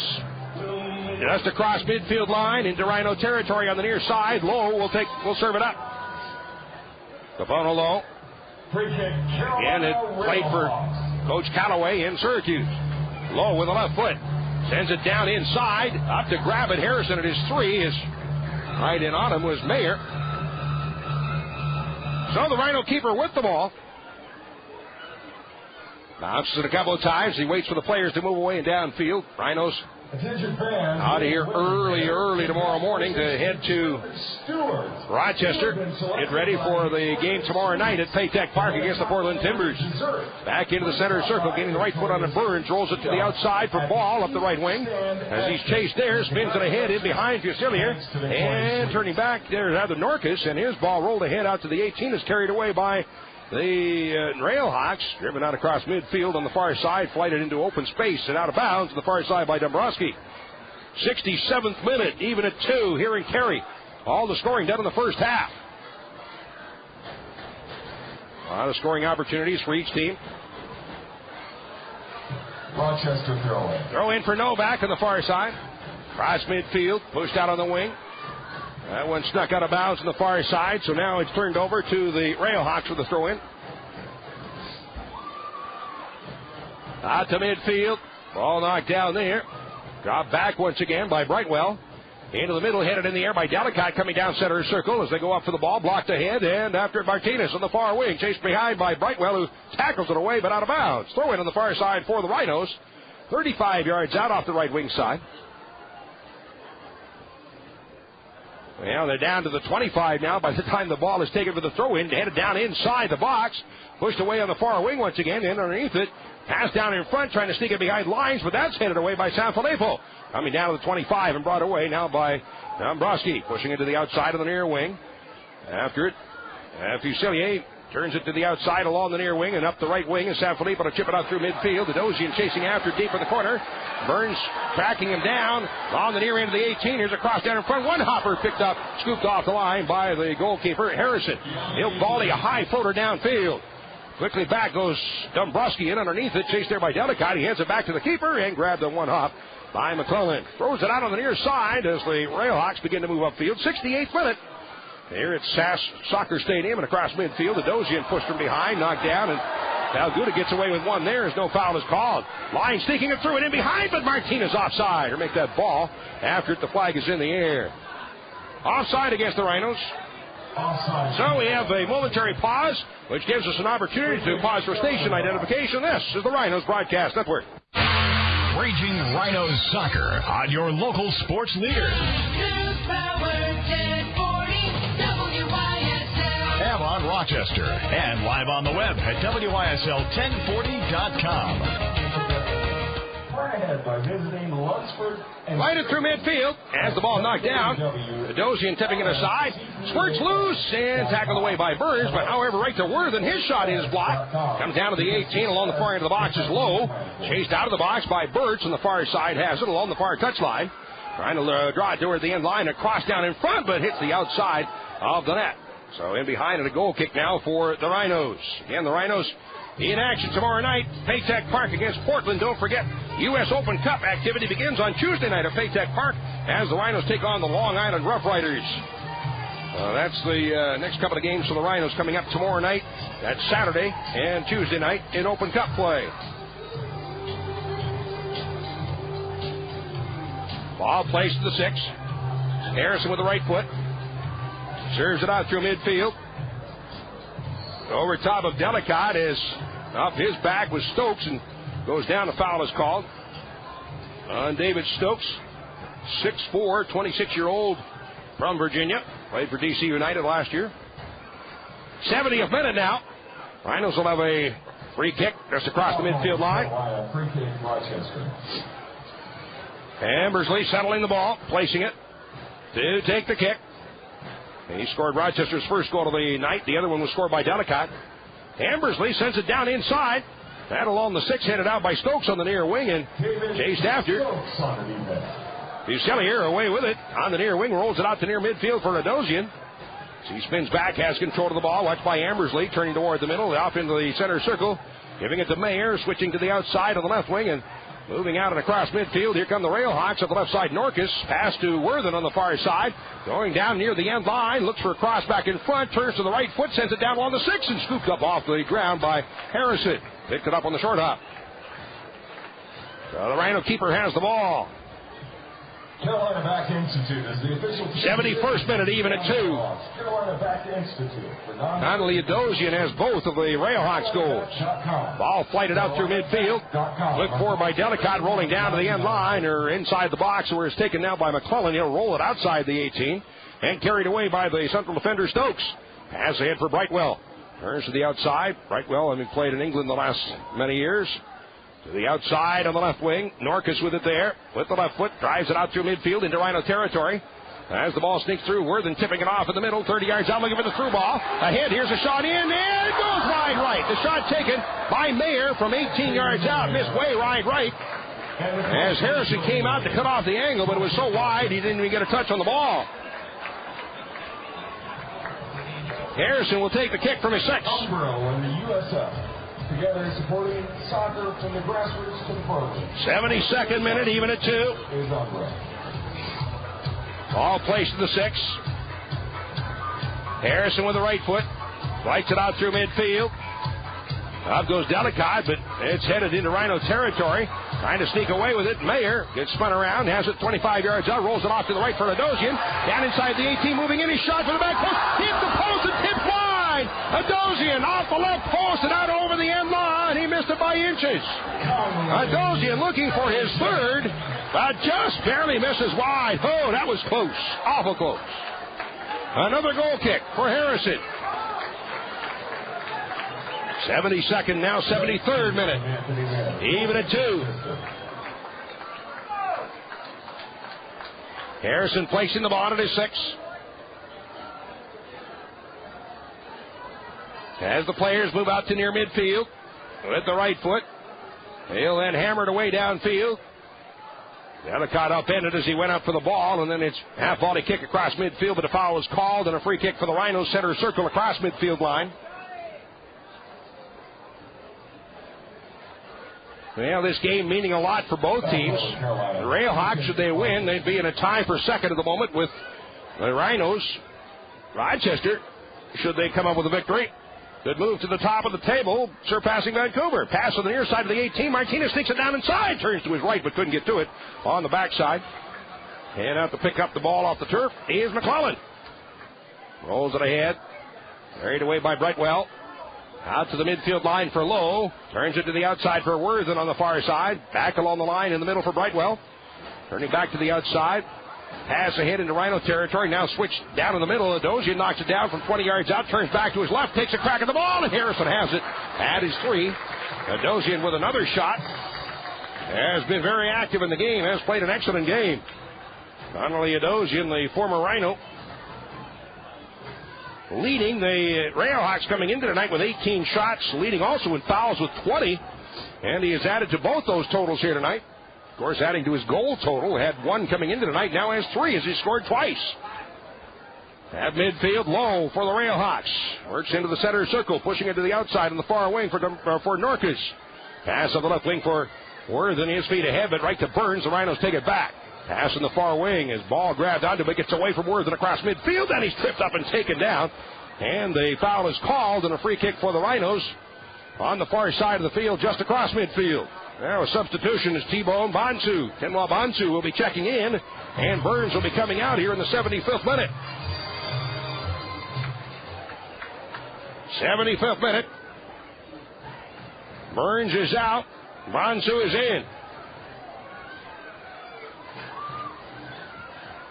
Free kick for the Rhinos. Another great job tonight by Burns.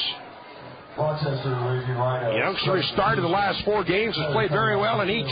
Kevin Burns, and going in, number 2. All right, here's the kick from Novak. Serves it down inside the 18, but headed away by Stokes. Out to the 30 and in underneath at Ambersley. Tips it to the outside of the near wing for Lyons. Draws it back on the near wing for Kraft. Spinning in the middle, turns it off, and out of Bonsu. As he's run into by Vasilia, and the ball down inside the 18 will roll out over the end line of the goal kick for the Railhawks. Also sponsoring these broadcasts tonight and all season, Nothnagel, Rochester's full-service realtor, and Perry's Ice Cream. Life's a bowl of Perry's. Hope you'll pay close attention to who the sponsors of these broadcasts are, and let them know you're listening, so we'll continue with the broadcast for years to come. All flighted through midfield, into Rhino territory, then turned the other way across midfield, but got away from Martinez. Recovered pass in the middle, Sanfilippo into the center circle for Brightwell. Return pass, Sanfilippo on the near side, slides up the near wing, and Kraft goes flying as he ran over Sanfilippo. Ball stuck through down inside the 18, rolling to the end line, and out to take it is Harrison. Kraft gets up and he'll walk away, and hobbling, and he'll drop right back down to the turf. As play picks up, Ambersley will spin and send it downfield, and right now as Kraft is rolling along the ground, he took it hard on the right knee as Sanfilippo tackled the ball away, and Kraft went flying over top of him. Rhino's trainer, Dave DiPasquale, out to attend to Nate Kraft, who took that one hard on the knee. Well, it's the 77th minute here at Sass Soccer Park. And even at 2, and gives both teams an opportunity to make a pit stop here as the two teams out quickly to grab a little bit of water. And some refreshment. Kraft is up and being helped off. They're walking, but he's hobbling, and he's looking over at the Carolina bench. Wanted to maybe have a couple of words with Sanfilippo. Kraft trying to walk it off with the right knee. Walking along the touchline. I'm not sure if he's going to check back in or not. Amadosian is out, and now into the match is Leita. Coming in is Marcio Leita, 22-year-old from Brazil, in the 78th minute. So Adosian had an outstanding game. Leita is in, and certainly Adosian, the star of the night for the Railhawks.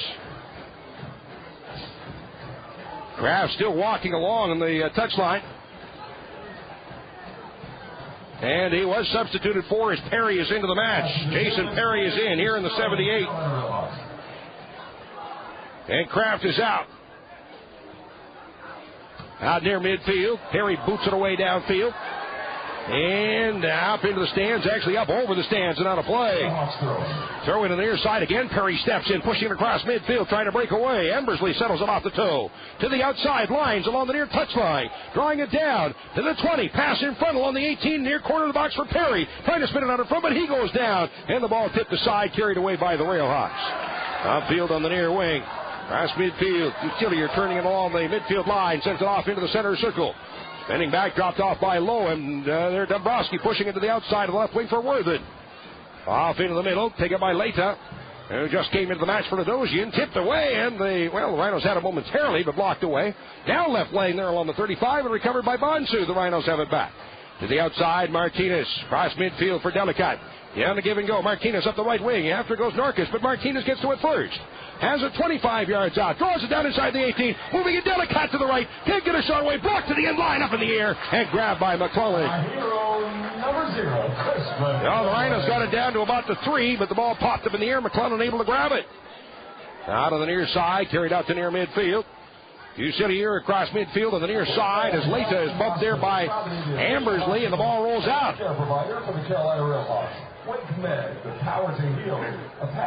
So a throw into the near side to the Railhawks. Brightwell back across midfield on the near wing for Stokes. And the right foot pass down in the middle, stuffing in to take it Burns, or rather Birch, but that got away. Picked up again. Worthen on the near side, tackled away by Perry, but right back to Facilier on the near wing, spinning around toward the middle. With the left foot, takes a crack for the far corner, spun it in toward that, but missed high and wide to the left.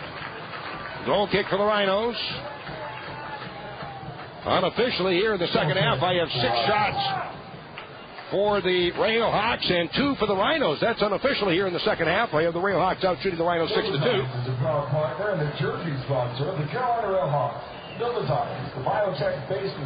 Kicked away downfield by Harrison. Delicate able to get the flick. Down and behind, Martinez after, but Norcus able to play it back to the keeper, McClellan. Pressuring now, and the ball almost got to it, but that's played back to midfield. Calguda, center circle, but it got away from him. Recovered by the Railhawks on the near side of the attack.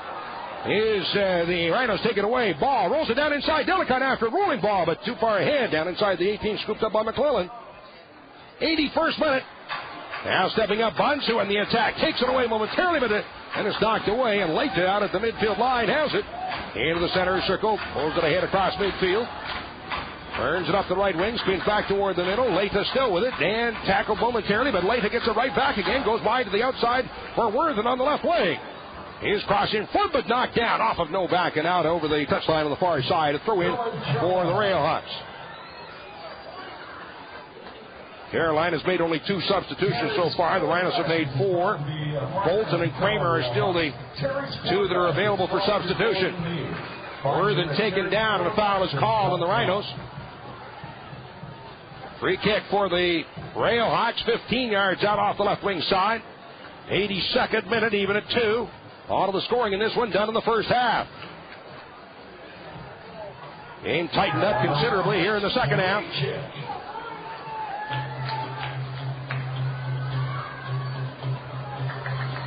So the Railhawks with the free kick. Service down inside. Shot in, knocked down, and pushed out the near side. Brought away by Birch. That's the 18. Long up left wing side ball, but won't get to it. Norcus there to chip it ahead. Touched by Leighton to the outside. Drusilla here on the near wing. As he turns to get away from Lines, drawing it ahead, takes a shot for the right post, but missed wide. Out over the end line again. So a goal kick once again for the Rhinos. Now the 82nd minute. And even at 2. Harrison set. With the right foot. Sends it out through midfield. Coming down just across midfield, headed in the air by Sanfilippo into Rhino territory. Palguda will then volley it back, but stepping in to block it ahead, Sanfilippo. Pushing it ahead, Meyer. Turns into the outside, Fusilier on the near wing. Off the right wing, pulling it forward, down to the Rochester 20. Now the near corner of the box, turns back to the left foot, trying to get across. Spins it down in front, and moving away to head it outside is Martinez, and the ball then volleyed out to midfield. Knocked down along the near side. Lines will side volley, kick it through midfield, and in underneath it goes Delicott. As he's in behind Stokes, nods it forward, catching up to the ball deep in the left wing corner. Delicott still with it. His pass ahead, taken by Ball, drawing the end line, and he's tackled and taken down. The foul is called, and the yellow card is issued to Dombrowski. Yellow card on Dombrowski in the 83rd minute. Foul called on the Carolina Railhawks. So the Rhinos with the free kick, 15 yards out on the near end of the 18. About 2 yards outside the 18-yard box. At the near end, Ambersley set to serve it up. Players from the backdoor side mostly. Here's Ambersley. Low into the box, knocked down, skips through the 18 and all the way out the other side and out over the touchline. Nobody touched it. So the Railhawks will have the throw in deep in the corner on the far side of the field. 84th minute, even at 2. Cross midfield. Headed back now as the ball is up in the air. Volleyed forward again. And underneath the Martinez jams it toward the middle for Ball. Spun off in the middle, 25 yards out. Sanfilippo nods it away. Right well in underneath it for the Railhawks. Pulling it out across the midfield line. Feeds the left wing side to Worthen on the attack. He runs into Novak, and the ball pulled away. The Rhinos have it. Martinez spins it out through midfield. The collision away from the ball. With Ball and one of the Carolina players down on the field slow getting up, and that is Dombrowski, and a foul is called on Carolina, so a free kick for the Rhinos. Oh, no, wait a minute. Play continues on. There was never a foul called. Watching the ref standing there between the two players. Looked like he had made a call, but play was still going on. Downfield, blocked into the center circle. Back for it. Mayer drops it to his own side of midfield and off of the far wing for Norcus. Pass to Dombrowski along the midfield line. Now into Rhino territory as we've reached the 85th minute. On the left wing. Worthen on the attack for the Railhawks. Turns it back at midfield. Up with it, Norcus. Drops it off toward the middle for Stokes. Right footer across the midfield and head now into Rhino territory. Leita drops it back to the center circle and off on the near wing for Sanfilippo and up the right side. His feet ahead for Fusilier. Watched by Palguda, spins back toward the middle. Looking for the through ball ahead for Mayer and a give and go along the 18. Spins back with the right foot, cracks it in, but missed the upper right corner by good 5 or 6 yards. It evidently went off with the Rhinos and out because it's a corner kick. Corner kick for the Railhawks. This off the right wing side. Corner to be taken by Lowe. A left-footed kicker, an in-swinging kick. 86th minute. Goes short out to the near corner of the box. Leita with it. He'll go for the back post. Flicked away out of the box by Delicott. On the far wing, getting to it is Birch. Right wing side. Sneaks a pass through to Martinez. Got away out over the touchline. Throw in on the far side for the Railhawks. Throw in back across the midfield line. Carolina with the ball. Giving it off to Brightwell on the pass in the middle for Leita. He'll sneak it along the midfield down into the center circle. Lowe drops it back his own side of midfield. Dombrowski on the near wing. Chips it up the right side. Ahead for Fusilier. Sneaks the ball through. But back to take it is Perry. Lets it roll inside the 18 of the end line. And Harrison picks it up for the Rhinos. The keeper has the ball. Now the 86th minute and even at 2. Harrison waiting for pressure. That match starts at 8 p.m. and tickets are going. Rob Mayer picks the ball up. Mayer not giving him any room to kick the ball away. Referee tells him to move away. Now with the right foot, sends it out through midfield. Knocked down by Fusilier in the center circle. Ambersley after it, taken down. Foul is called and a free kick for the Rhinos in the center circle. Now the 87th minute. Substitution. Cephas will be coming in, and Mayer is checking off here in the 87th minute. Cephas is in. Mayer in his headband leaving. And into the match, Macomb Cephas, 28-year-old from Liberia. Actually had been a teammate of Johnny Menyonger for a couple of games for the Liberian national team. Out of the far wing, played back in the middle and carried away by Leita. Cross midfield, down on the left wing side, running onto the ball is Worthen. And the 88th minute, into Rhino territory, up the 35, chased by Novak, tackled away and out of bounds. Throw in on the far side for the Railhawks. Well, on that slide, Novak went down hard, and he's on a knee and not getting up now, grabbing on. I think he's cramping up on the right leg, is cramping up. And the referee is signaling to the bench to change him up. The trainer, Dave DiPasquale, will run all the way across the field on the other side. Novak getting up, walking away. Attendance here tonight, 5,147, 51-47 the attendance here tonight. Now Novak will make the long walk all the way across the field out onto the near side. Ramping up on the right leg. 88th minute, even at 2. Again, all the scoring done back in the first half. For the Railhawks, 2 goals by Adosian. And 1 goal each for the Rhinos for Ambersley and Delicott. Looks like Bolton is getting ready to check in for Novak. That'll be the 89th minute. All right, so Bolton is in and Novak is out. Again, this substitution in the 89th minute. Rochester Rhinos substitution coming off the field now is Kevin Novak. And the throw-in across the way for the Railhawks out around the 35. Rolls back out of the far wing, spinning around. As is tipped through and getting the right foot on it, Martinez is able to chip it out to the midfield line. Settled there in the center circle by Stokes. We're in the 89th minute. To the outside on the near wing for Sanfilippo. Rolls the ball ahead.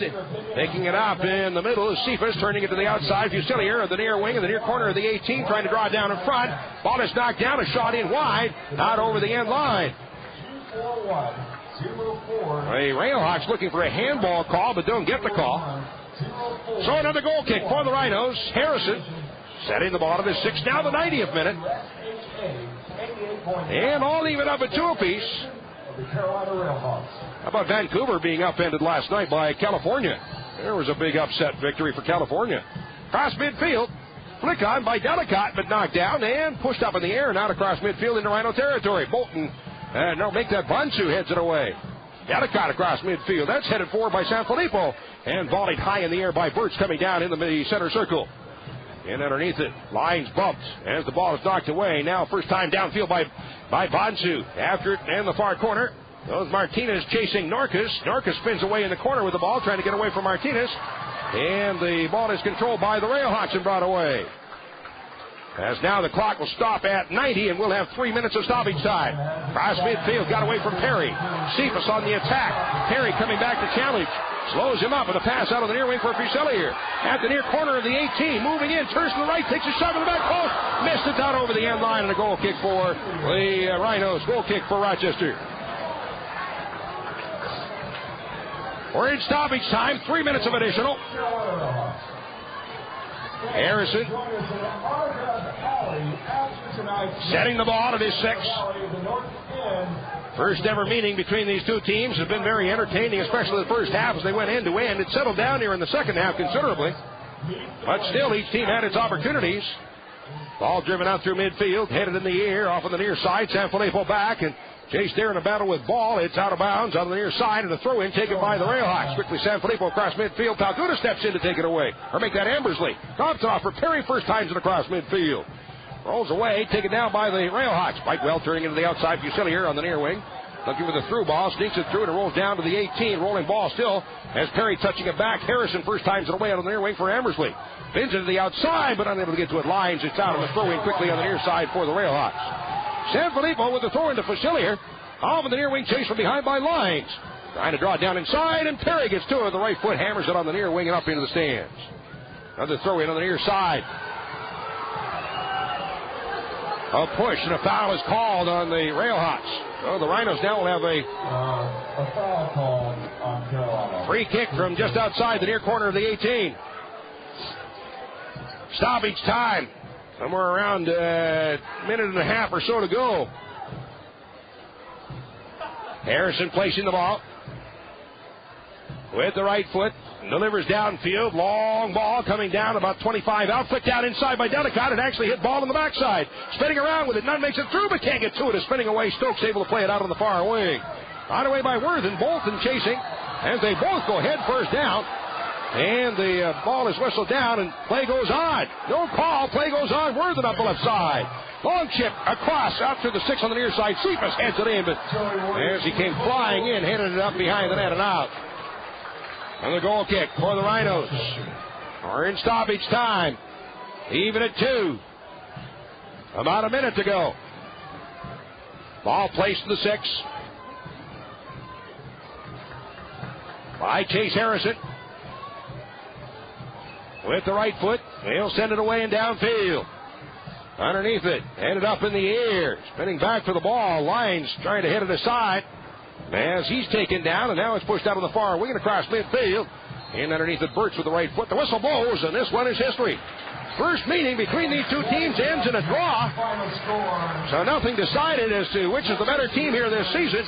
As an excellent battle between the two teams, all knotted up in the end at 2 apiece. That's the final score here tonight at the SAS Soccer Park. From Cary, North Carolina, the Rhinos 2, the Railhawks 2. And this is the Rhinos Broadcast Network.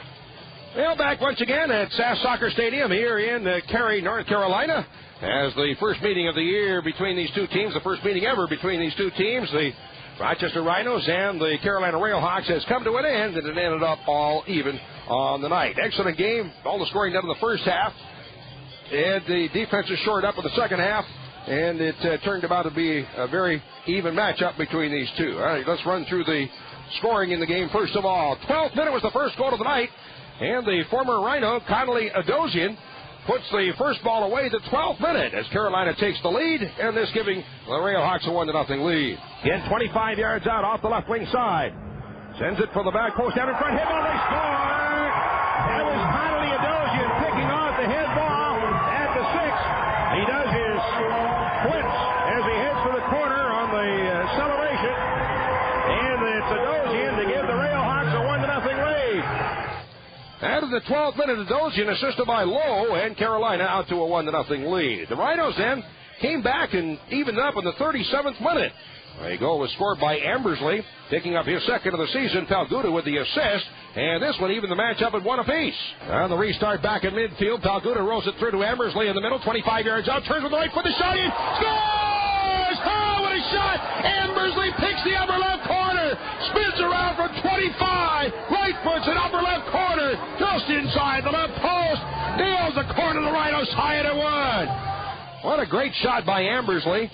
His second of the season. Palguda with the assist, 37th minute, and that evened the match up at 1 apiece. But coming right back downfield, the Railhawks took the lead again and scored a minute later, the 38th minute, and once again it was Adosian picking up his second of the game, his third of the season. Adosian scoring, and this gave the Railhawks a 2-1 lead. Burt's with the right foot sends it out through midfield, and turning back goes Norkus. Drops it off at the midfield line for Worthen. Chips it ahead. Mayer in underneath it. Tips it aside. Moving in is Adosian from 18. Moving in the ball. Shoots. Scores. Finally Adosian across the 18. Took the shot. Puts it inside the left post. Nails the lower corner. And now it's a 2-1 lead for the Railhawks.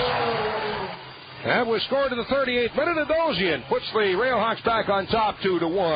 before the half was over, just a short time before the half was over, in the 45th minute, the Rhinos came back and tied it up again. Goal was scored by Matthew Delicott, picking up his third of the season. Martinez assisting, and this one was actually the game's deciding goal. On the restart, Ambersley to take the kick. 35 yards out, pass in the middle for Burns. Takes a look at it, chips it with a left foot down near the end line. Hit it back in front, ball knocked down, roller. They put it away, they score! Delicott along the end line, tips it inside the right post, and the Rhinos come back again to even it up. Roller along the line, Delicott finishing, and now we're even at 2. The feed from Martinez, and Delicott finishes in the 45th, his third of the season, and that evened the matchup at 2. And who thought at that point that would be the end of the scoring? But it was. There was no scoring in the second half, and on the night, that one turned out to be the game's deciding goal. The last goal of the night evened it up at 2, which is the way the game finished up. All right, let's take a look at these awards tonight. The Paytech Call of the Game, brought to you by Paytech, personalizing personal communications. Delicott going for the back post, lines moving in. Oh, his shot hit the crossbar. Back down, Ambersley shot. Blocked off the line by Worthen. Pass in the middle. Here's ball with a roller, and he misses just wide to the right side. Holy moly. Lines, head ball, crossbar, back on his foot. Block shot off Ambersley. Ball just puts it wide. Well, that's the Paytech Call of the Game, on quite a flurry there, and the Rhinos just unable to finish. Pellegrino sub of the game tonight. Aaron Lyons came in and created a few opportunities, including that one you just heard right there, as he hit the crossbar on a head ball. And so the shot by Lyons, and again came in on the substitution and played very well in the game. So he is tonight's sub of the game, brought to you by Pellegrino's. Always fresh, always fast, always delicious. The power trip player of the game tonight, I'm going to go with Connolly Adosian. Not only did he score 2 goals, but he was in on just about every scoring opportunity for the Railhawks. He certainly had the most shots probably of anybody in the game, and had several opportunities. I thought he played one excellent game tonight, Connolly Adosian, the power trip player of the game, which is brought to you by Power Trip. Taste the power. And here's tonight's Excellus Play of the Game, brought to you by Excellus Blue Cross Blue Shield, helping you achieve your goals. Trying to sneak away with it, Mayer gets spun around, has it 25 yards out, rolls it off to the right for Adosian. Down inside the 18, moving in, he shot for the back post, hits the post and tipped wide. Adosian off the left post and out over the end line. He missed it by inches. And so there was an opportunity right there for Adosian to pick up the hat trick and the game winner. And that certainly was a huge deciding factor in the game. He did not score by inches, hit the post, and it went out. And this one ended up even up here tonight at 2. So that is the play of the game. Well, it takes care of our awards here tonight on a very hot evening in Cary, North Carolina. The first meeting between the two teams ends up all knotted up at 2 apiece, and that is the final score. Coming up next, Joe Giuliano and Soccer Sam with the post-game show as they'll continue from Rochester, so stick around for that. As we wrap it up here tonight, still more to come along our network. Glad you could be with us. Very entertaining game here tonight in Cary, and it ends up all even up between the two teams. I'm Don Stevens. Thanks for being along. The final score from Cary, the Rochester Raging Rhinos 2 and the Carolina Railhawks 2. This is the Rhinos Broadcast Network. Are you looking for a health club that offers everything? The Harrow East Athletic Club, Rochester's hidden jewel, offers up. Rhinos Soccer. Now on the WISL News Power 1040 Rhinos Radio Network, it's the Heineken Direct Calling Show. Also sponsored by Auction Direct. Welcome. It's time for your calls, folks, at 346-3000 or a free call on the Verizon Wireless at star 1040. Joe Giuliano with Soccer Sam, and I think we saw one of the most exciting Rhino games in quite some time, Sammy, tonight. It was chaos in Cary. We called it. It was action-packed. 4 unbelievable goals. Yellow cards, should have been some red cards, should have been penalty kicks. It was amazing. But all of you guys that don't think you need to shoot out, you're idiots. That's all I'll say. You're idiots. You can't play a game like that and go home with a tie. It's just stupid. It's dumb. It's got to change. We're in America. Let's play like Americans. You know, yeah, I kind of feel the same way as you tonight.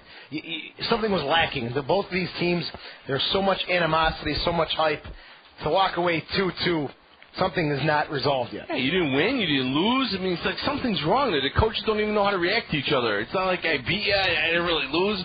You need the shootout. Imagine those 5,000 plus fans in Cary get to see the shootout. you know, a lot of them are casual new fans. They'd fall in love with this game like you and I did when we were kids. Tim, now you got me starting to sway towards going to that shootout, believe it or not. I think, Joe, your problem is you forgot about the NASL. That was a jumping jack brand, that whole era. That's what turned us on to this game. We didn't go home with some tie and just like, what happened, Dad? Did we win or lose? Oh, it's a tie. What do you mean a tie? It's just, come on, this is America. We watch NFL, we watch NBA, we watch NHL. There's no ties. You win. You're a winner. You're an American. Sam is fired up tonight. He was fired up watching the game tonight as well, recapping what happened tonight. And while we're doing the recap, let me give out the phone numbers. The numbers are 346-3000, star 1040 on the Verizon Wireless. And Sammy's got an update before we go over tonight's game. Joe, it looks like Portland has scored in Montreal, and they're up 1-0, which is good for us, I guess. It sure is, because Montreal has 16 points. If they lose, Rochester definitely stays in sole possession of second place. Portland would have 14 points, so that's a look at that game tonight. Scoring tonight, former Rhino, Conley Adosian, Cupano Lowe with a beautiful assist in the 11th minute. What a great service. What a great finish. Not only was the goal great, the celebration. Joe, I don't think in 12 years or 13 years of watching the Rhinos I've ever been wrong about a player. Conley Adosian, when I met him, I saw him play, I saw him at practice. He's the real deal. He couldn't get along with management or the coaching staff, but the kid could play some soccer. You saw today, Anthony Mayer was feeding him the beautiful balls. Conley Adosian is an amazing soccer player. He was, well, he wasn't open. Delicate, actually, I think, mistimed the jump on that service into the box. Then Ambersley, he's starting to earn his keep. 37th minute, 30-yard blast. Beautiful goal. I wasn't a big fan of Ambersley earlier on, but now that I'm getting to see this kid play more and more, he's getting his confidence. I can see why he did so well in college. He has the tools, and I think he's going to do great for us. 39th minute, Adosian comes right back. The assist, as Soccer Sam mentioned, from Anthony Mayer. A low, hard shot.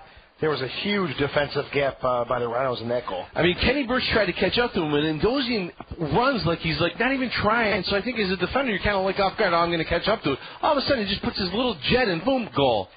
Were you surprised Adosian came out in the match? I was very surprised that he came out in the match. I think Conley Adosian was trying so hard to get that third goal to prove a point here. It looked like after the first goal, he did the thumbs up to Callaway, which is kind of wrong.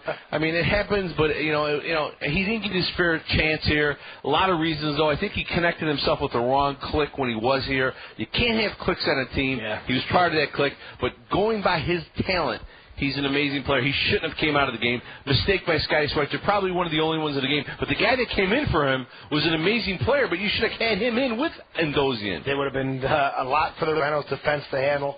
Then at the end of the first half, Matthew Delicott scoring an easy tap-in goal. Ray Martinez got the deflection, the set piece from Kevin Burns. And Martinez, one of the surprise substitutes in the first half. Shirley Black and Menyanger came off. Lyons and Martinez came in, and we're like, what's going on here? Menyanger looked so surprised. We watched it. We listened to Don. He looked like amazed on the telecast. Like, what are you kidding me? I'm coming out of the game. I was really, really surprised with that. Deli reminds me of Darren Tilley. He gets those goals. They just roll by him. He taps them in. He gets another goal for himself. You know, overall, I thought Deli played really good today off the ball. Didn't get a lot of chances, though, on the ball. 2-2, your final score tonight from SAS Soccer Park. 5,147 fans on hand. All the goals were scored in the first half tonight. And again, the final score is 2-2, Rochester and Carolina. So nothing resolved yet, but July the 6th, I believe, is it when Carolina comes back here? Let's take a quick look. I cannot wait for that game. I tell you, the announcers that we were listening to for a little while at halftime were talking about this whole rivalry. Chrissy Canamedi's in the studio, Joe, in their studio, just pacing up and down, and people calling them from Rochester. But what a match. Fans, I'll tell you, that game in July is going to be just the ticket to get. If you don't have tickets yet, first of all, tomorrow night you better have tickets or I'm coming after you. Tuesday night's a big one, and I want to do something big for Tuesday night. Joe, if you don't mind, I don't care if Norm Mauer or Team Mauer fire me again. We have to give away a lot of tickets for Tuesday night. Deli got the tying goal, Joe. Yes. Let's face it. Matthew Delicott, Deli man, he's a good person. His little son Samuel, he had the tying goal. What number does he wear? Number 7. How many guys wore number 7 throughout the Rhino history? Do you know? The sheet you gave me says Again, this is the sheet soccer Sam gave me. How accurate this is, we don't know. 1, 2, 3, 4, 5, 6, 7 players wore number 7, besides Matthew Delicott. 7. So this is what we're going to do. We're going to give you guys a chance to win 4 tickets. 7 of you could win 4 tickets. Dude, what are you going to do? Really, what are you going to do? Okay. Wait. It's your call, big guy. They fire me, they fire me. I go back to, helping Al clean up the place after the games. 12 4-packs, now 7 4-packs tonight. Soccer Sam giving away some tickets to the Rhinos and the Long Island Rough Riders. Tuesday, 7:55 at Paytech Park. It's U.S. Open Cup action. Give us a call.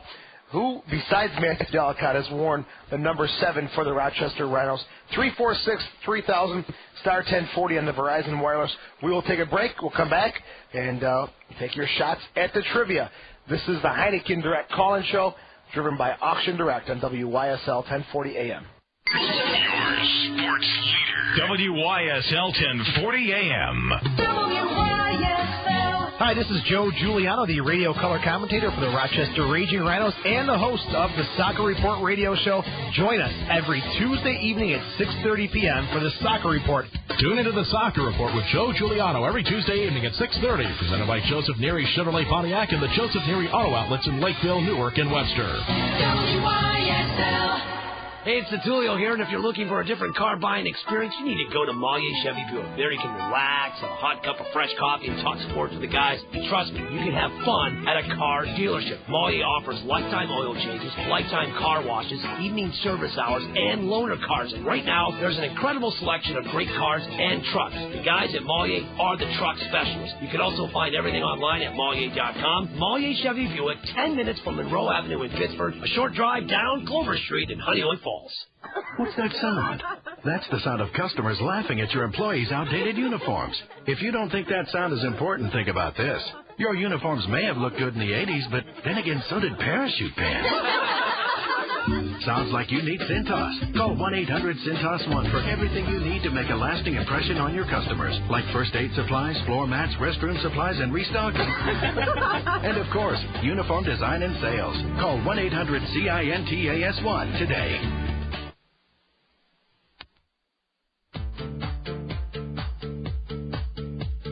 On the restart back at midfield, Palguda rolls it through to Ambersley in the middle, 25 yards out, turns with the right foot, the shot in, scores! Oh, what a shot! Ambersley picks the upper left corner, spins around from 25, right foot's an upper left corner, just inside the left post, nails the corner of the Rhinos high at one. Welcome back to the Heineken Direct call-in show, also sponsored by Auction Direct. Joe Giuliano with Soccer Sam, and probably one of the most heated matchups of the year coming to an end tonight. 2-2 Rochester and Carolina. Sammy, your trivia question is still out there? 7, the number 7. A lot of Rhino players. 7 people have worn number 7. Matthew Delicott got the tying goal tonight. Give us one guy, and you get 4 tickets to Tuesday night's big game, U.S. Open Cup against the Long Island Ice-T.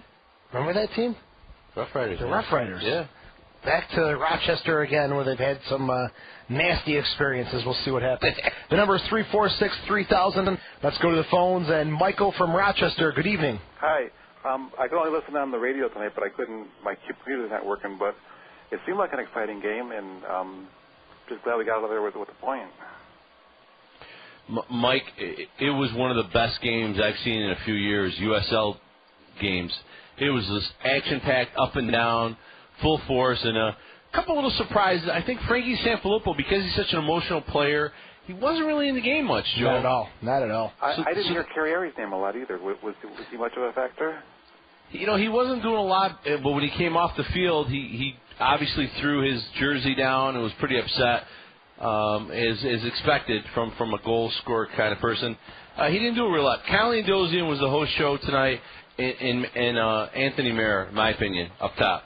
Do you remember Anthony Mayer? He was with. Of course I do. He was with Syracuse, right? And he was supposed to be a Rhino, but he blew out his knee or something. And yep, he hurt his knee in Syracuse, and he was one of the players that the Rhinos were trying to bring in here. Great indoor player, also plays with John Ball. Johnny Steele's been around the MISL for a long, long time as an indoor star, but it's one of those guys that just couldn't make that connection with Rochester. Yeah, I have to admit, Ambersley is a pleasant surprise. I mean, I wasn't impressed with him last year, and even this year when Kelly put him in the starting lineup, I was thinking, well, he's the coach and he's there in practice every day, so I'll give him the benefit of the doubt. But he's been, a very pleasant surprise.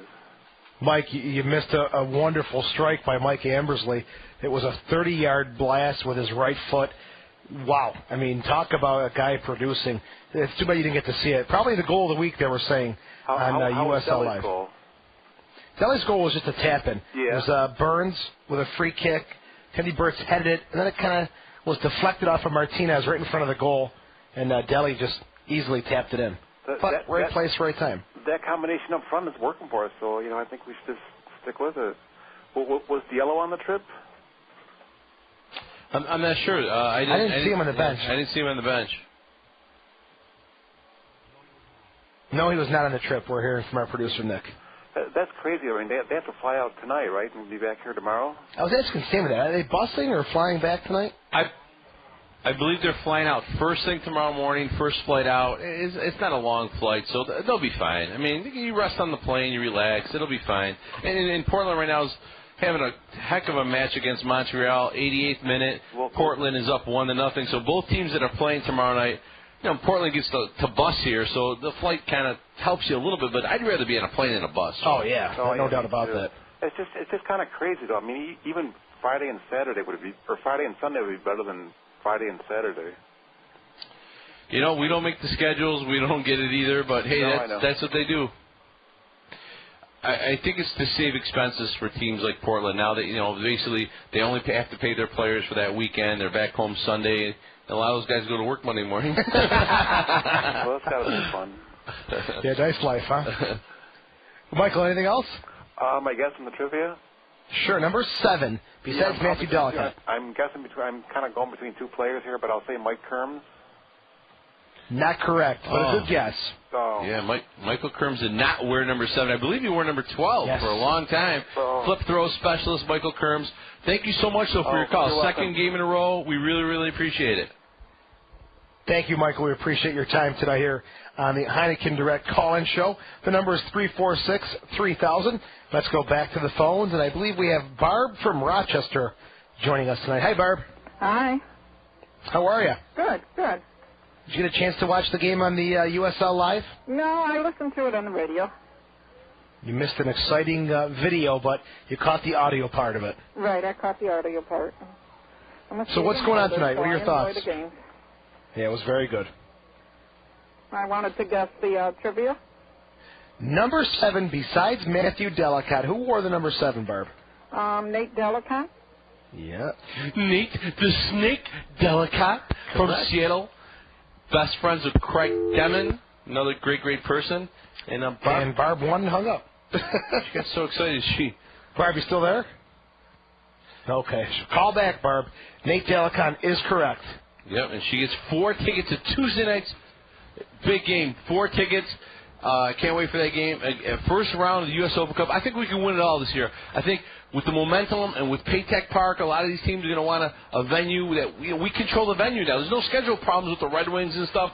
Hey, whatever night we have to play, we have the field. Oh, I want to go to Ludlow again. Ludlow in that box. Yeah, Barb, you are correct. Nate Delicon did wear number 7. Please call back, and we'll get your information. Tickets will be left for you at the will call window Tuesday night as the Rhinos take on the Long Island Rough Riders. Let's go back to the phones, and we're going to go out to Minnesota and speak with Leona. Hello, Leona. How are you? How are you tonight? Well, I'm a little kind of concerned and wondering why Johnny was put out of the game. So I don't know. So I needed to call and find out, since you guys usually talk a lot about the show. Well, Leona, we did put a call into the trainer, Dave DePasquale, to see if there was any injury, and we haven't got anything back yet from Dave. But as far as we know, Sam, I don't think it's anything major. I don't think it's an injury at all. I think the way we saw it on the video here, Leona, it looked like Johnny was kind of like confused, like, what are you doing taking me out? That's the way I saw it. Me too. Right. You haven't been able to get through to him yet?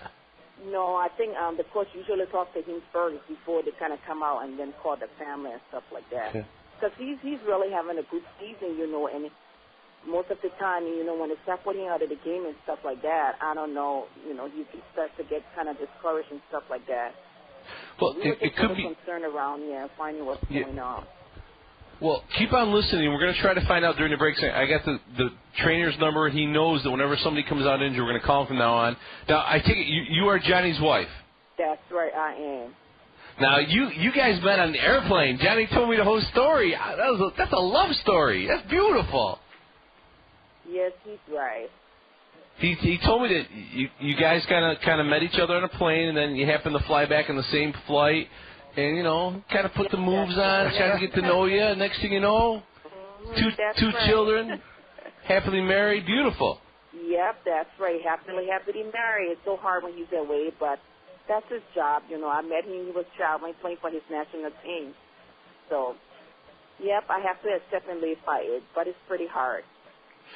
Well, I can tell you this, that he's having the season like he played Minnesota. Like last year, for whatever reason, it didn't look like the Johnny that I remembered. But this year, that's the real Johnny. He's playing unbelievable. He's controlling the game. And the announcer said it looks like he had a string on his foot the way he plays. So he'll be fine. And listen in, and we'll give you an update.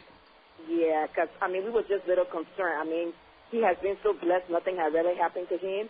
And when he gets in his mood, he can really be going. He can really play when he's into his mood. So seeing him out of the game, and I hope he doesn't be injured and stuff like that. I don't know, because that was going to be a really good season for the Rhinos and stuff like that. And I think he liked it this time.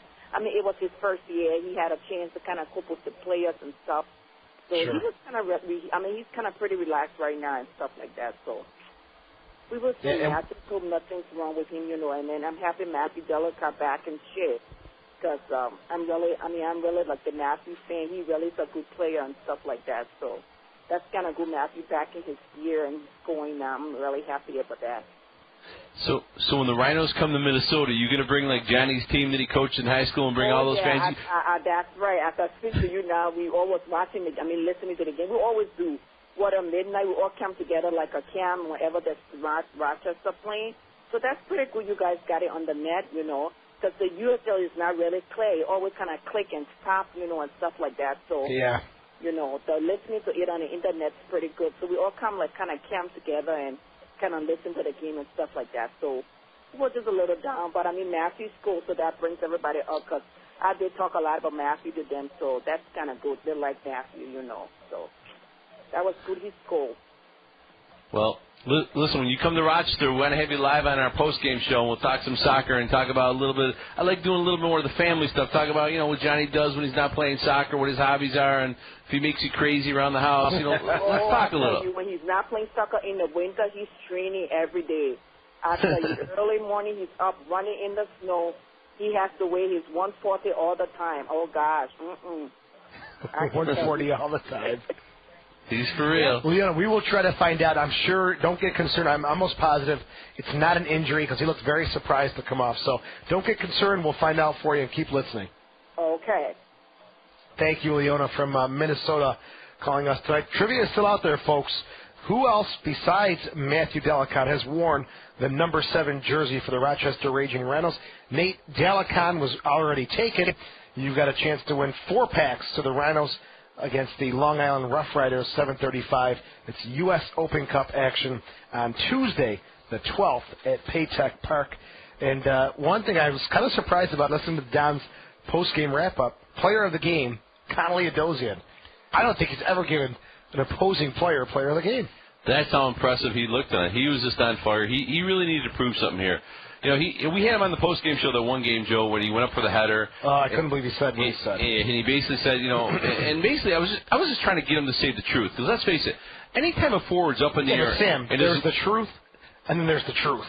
Well, but when a goalie's coming at you with 2 fists, it's a natural reaction to kind of watch out. He just got pounded in the head by Burtz, Kenny Burtz. Next thing, boom, header in the net. So obviously he learned something from that, Mark, because that did set him back with the coach. Like, how do you go on the post-game show and tell the fans that you were afraid to head it because the goalie was coming at you with 2 fists? But I'll admit, I feel that way all the time when I played. When I was 12 and I was playing 8 and under. I never did. I mean, of course you are, but you don't. As a professional athlete, that's a big no-no. You don't go on the post-game show. So, well, I got a little scared. That's exactly what he said. He got a little scared. You don't say. You and I looked at each other like, what? Cameron's going to tear his head off. Yeah, that didn't help his cause. But I mean, him and Charles Becky had their little clique, and the guy from Brazil that left us. Juninho de Silva. They had their own little kind of clique, and for whatever reason, they kind of felt like outsiders, and they were real. It was real obvious. It really was.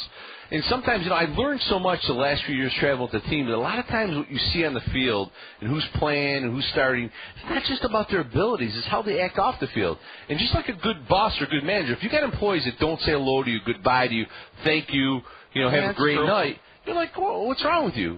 Hey, I'm giving you an opportunity to work for me. I'm the coach. You're working for me. I'm your boss. You kiss my butt and you respect me. That didn't happen with some of these guys, and that's what happens a lot in this game. And I never knew that when Pat was the coach. I wasn't as close to the team as I was during the last few years with Coach Callaway, so I got to see that, and I thought, you know what? Man, I take a lot of the stuff I said back, because a lot of these guys are great players, but, hey, if they act like this off the field, who knows? I'm not going to play them either. That's a tough situation, though, to be a coach and, you're not getting the respect you think you deserve, but a guy can play. It's a spot I don't want to be in, but Coach Callaway's done a good job, I guess, of juggling these attitudes. Did you get a final score of Montreal-Portland? 1-0. And I tell you, Charles Becky had a heck of a game, but Portland won 1-0, so that's great for us. They're showing the highlights right now here on the other monitor in our other studio there. I'm watching right now, but they're showing all these shots by Charles Becky. They're just not going in. He's still holding his head, but he's bald now.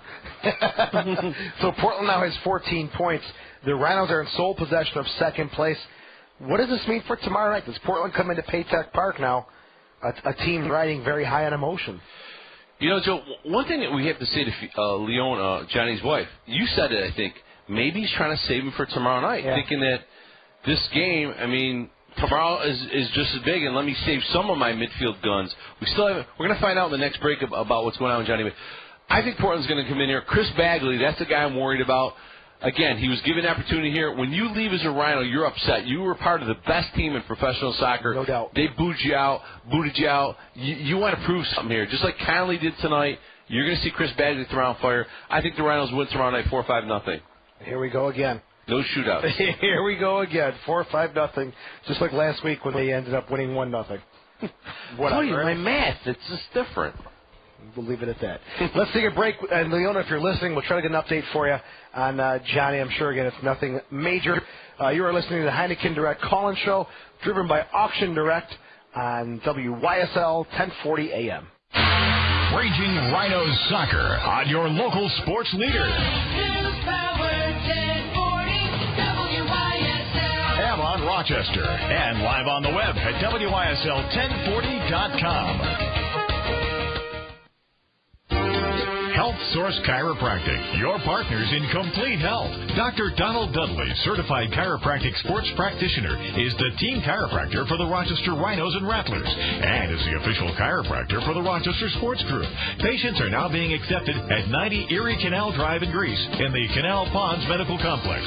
For more information and appointments, please call 225-6430 and visit their website at healthsourcechiropractic.com. Again, the number to call, 225-6430. Dr. Donald Dudley and Health Source Chiropractic, your partners in complete health. Need an automatic home standby generator? Call Turnbull Heating and Air Conditioning for your residential power system solution. Our Bryant generators are standing by just waiting for a power outage. Call now for our next available appointment and peace of mind after we've installed your new home standby generator, complete with 5-year parts and labor warranty. Call Turnbull for details. 226-6180. You'll be comfortable with the best. Turnbull Heating and Air. Yes, it's perfect. The blue citrus flavor. Outstanding. I can taste the power. I've created an energy drink which actually tastes good. Hey, Doc, they've already got a great tasting energy drink called Power Trip. It's great blue citrus taste and energy boost keeps you moving morning, day, and night. Visit them on the web at PowerTripBev.com or grab yours at a store near you. PowerTrip Extreme Energy Drink. Powerful, great taste. Hey, it's Satulio here, and if you're looking for a different car buying experience, you need to go to Mollier Chevy Buick. There you can relax, have a hot cup of fresh coffee, and talk sports with the guys. And trust me, you can have fun at a car dealership. Mollier offers lifetime oil changes, lifetime car washes, evening service hours, and loaner cars. And right now, there's an incredible selection of great cars and trucks. The guys at Mollier are the truck specialists. You can also find everything online at Mollier.com. Mollier Chevy Buick, 10 minutes from Monroe Avenue in Pittsburgh, a short drive down Clover Street in Honeywood Falls. On the restart, Ambersley to take the kick. 35 yards out, pass in the middle for Burns. Takes a look at it, chips it with a left foot down near the end line. Headed back in front, ball knocked down, roller. They put it away, they score! Delicate along the end line, tips it inside the right post. And the Rhinos come back again to even it up. Roller along the line, Delicate finishing, and now we're even at 2. Welcome back to the Heineken Direct Call-In Show. It's also sponsored by Auction Direct. Joe Giuliano with Soccer Sam. Your final score tonight from Cary, North Carolina. The Rhinos 2, the Carolina Railhawks 2. Let's go to the phones now. And we're going down to North Carolina to speak with the head coach, Lori Calloway. Coach, welcome to the post-game show. Hello? Hello, Coach. How are you? All right, thank you. How are you guys? We're excited. We thought that was one of the more exciting games we've seen in a while. You've got to be spent after such a big game tonight in the heat of Carolina. Yeah, I think the guys are pretty much out of gas with 20 minutes to go. We were struggling. It's 95 degrees here with 95% humidity, and we got at them in the second half early with raised pace, and we probably, if we were going to finish the game, we had to finish it then, and then they had a few opportunities near the end where they could have won the game. So for the fans, tremendous game. For the league, good advertisement. But I'm proud of the guys because of the way they had to work and dig in and come back twice. It doesn't happen very often, so that's good. You know, Coach, you mentioned again in the second half we started taking it to them again. You and I talked earlier in the week, and fitness again. It seems the second half we're still in another gear while these teams are dropping off. Did we kind of see that again tonight? Sorry, can you repeat that? I'm in the van with the guys and we're trying to leave the stadium. Can you repeat that? It seems like you guys in the second half, from a fitness standpoint, still continue to be in much better shape than your opponents. Was that the same situation tonight? Yeah, it certainly was. I think they struggled certainly in the second half. So they made a few substitutions. They looked like they were struggling, and they've had a 12-day rest. So yeah, our fitness is helping us right now. We struggled a bit overall to get through the 90 minutes tonight. Some of the guys have been getting through 90 minutes quite well. We struggled to have those keystone guys make it all the way through. We struggled in the last 20 minutes big time with our legs, and their subs they'd put on got at us a little bit to the right side. But as I say, it's guts, and at that point you've just got to battle it out and get behind the ball and hope that you can get something on the break.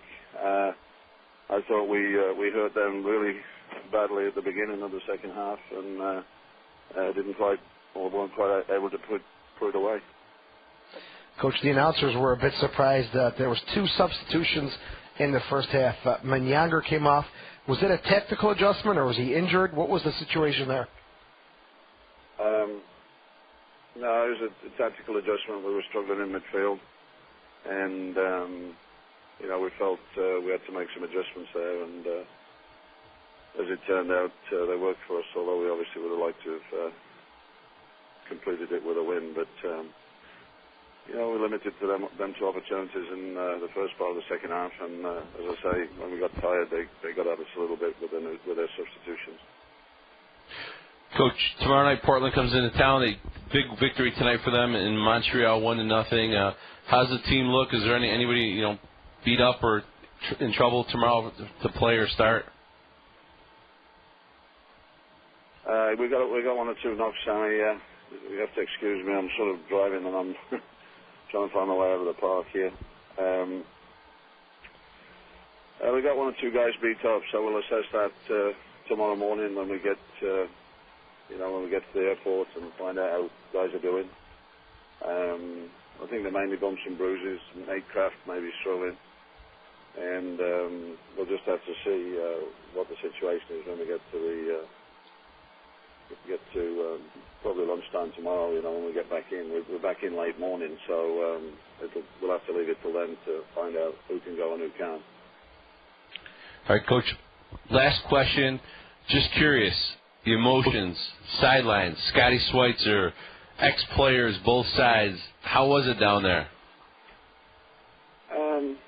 It was good. I mean, Scott and I were cordial before the game. I mean, I have no problem with Scott. I mean, he's a good person.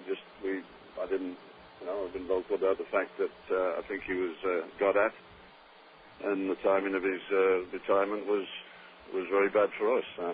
Maybe we move on, I mean, we shook hands at the end of the game. We shook hands before the game kicked off, and he's a competitor, so am I, and, it's the way it goes.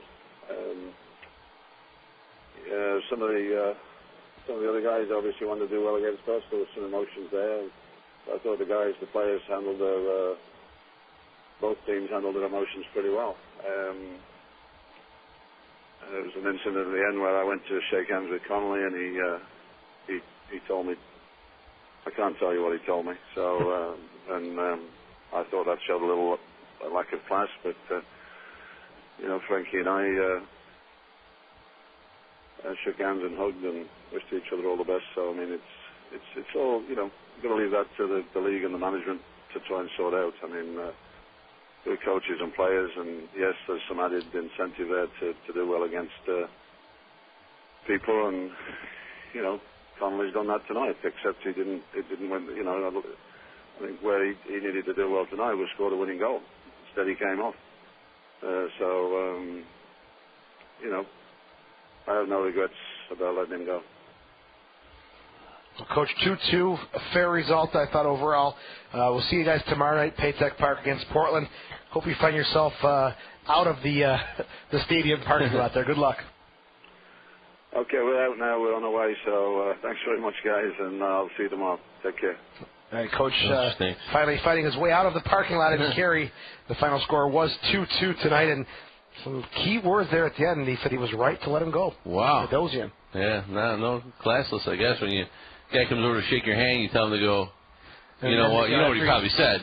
You said that to me before. Well, this is my term of endearment for you. But, after he scored that first goal, too, he walked by the Rhinos bench, and I think he made some kind of hand gesture, thumbs up or something. Yeah, that's to Galloway. Yeah, it looked that way. But, hey, it's over with.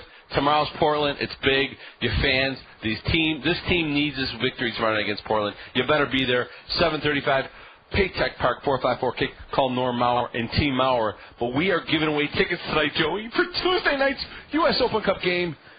Who wore the number 7 besides Matthew Delicott? Give us a call, 346-3000 or star 1040 on the Verizon Wireless. We've got to take a break. When we come back, we'll take more of your calls. You're listening to the Heineken Direct Call-In Show, also sponsored by Auction Direct, News 1040 AM WYSL. They call me the negotiator, and I'm not getting the Sprint Power Pack until I get everything I want. Okay. I want nights starting at 7 p.m. and unlimited mobile-to-mobile calling. That's included. I want extra unlimited calling and text messaging. You can add that. Then my work here is done. Get a calling plan that lets your family talk and text all they want. Plus choose unlimited plan upgrades to fit your family's needs. Sprint. Power up. Here's another reason why WYSL 1040 is your local sports leader, the longest-running soccer radio talk show in North America. Soccer is a kick in the grass. Mondays at 6:30, your host, former Rochester Lancers trainer Joe Redcard Sirianni, Andrew Battisti, and occasional commentary by Bruno Snyders. Soccer's a kick in the grass, brought to you in part by Top-Notch Monogramming and Salvatore's Pizza and chiropractor Dr. Frank Grayson. Monday, 6:30 on News Power 1040 WYSL. Attention Internet users. Out of reach of broadband and tired of dial-up? It's here. It's affordable. It's fast. With Dish Network high-speed Internet powered by Wild Blue, you can access the Internet at speeds up to 30 times faster than dial-up. Plan starting at $49.95 a month. See store for details. High-speed Internet powered by Wild Blue. A better Internet. Available everywhere. Visit Latier Enterprises, an authorized retailer for Dish Network and Wild Blue. Route 28 Lakeville. On the web at latier.ws or call 346-2480. Offer ends 8/14/2007. All prices, packages, and programming subject to change without notice. Restrictions apply. I don't know much about art. You ever hear that expression? So who is this Art fella, and why don't we know about him? Maybe because Art's a guy who likes to blend in with the crowd. Maybe he's just not ready for public viewing. Well, he's not the type who'd be behind the wheel of a new Dodge Nitro. It's got bold, brawny, aggressive style, a powerful, available 4-liter V6 engine, and a spacious and flexible interior with an available 20-gigabyte MyGig system. Dodge Nitro. Grab life by the horns. Dodge. Trying to sneak away with it. Mayer gets spun around, has it 25 yards out, rolls it off to the right for Adosian. Down inside the 18, moving in, his shot for the back post. Hit the post and tipped wide. Adosian off the left post and out over the end line. He missed it by inches. All right, folks, just a couple of minutes left here. It's the Heineken Direct call-in show, sponsored by Auction Direct. Who wore the number 7 jersey for the Rochester Raging Rhinos? Give us a call, 346-3000, star 1040. And Samuel, we spoke with Coach Callaway. Sounded very exhausted. If he's drained like that, what are the ramifications or the impact for tomorrow night? I think these guys are going to be really tired tomorrow night, but so is Portland, and I'm sure it was warm in Montreal, so it's going to be fair. I mean, in a way, you're probably going to see an exciting game because you're going to see tired defense, a lot of goals, a lot of action, and that's what the fans want. They want to see goals. Tonight's game, that was just amazing. Up and down, 4 goals. That's what you want to pay to see. Carolina has played 9 games, given up 5 goals before tonight. 2 goals, that's got to be earth-shattering for them. Joe, I'll tell you, it was. But I mean, tomorrow night, Callaway. You asked me earlier, how they're gonna get here. Or, what did you say? How they're gonna get here? They're flying. Right. How they're gonna fly? What, are you asleep? That was gonna be my answer, though.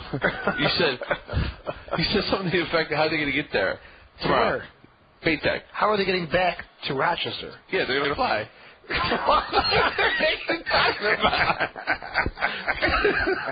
What are you talking about? I don't know. That doesn't matter, but there's a game tomorrow night, there's a game Tuesday night, and Johnny Younger is fine. It was a tactical move.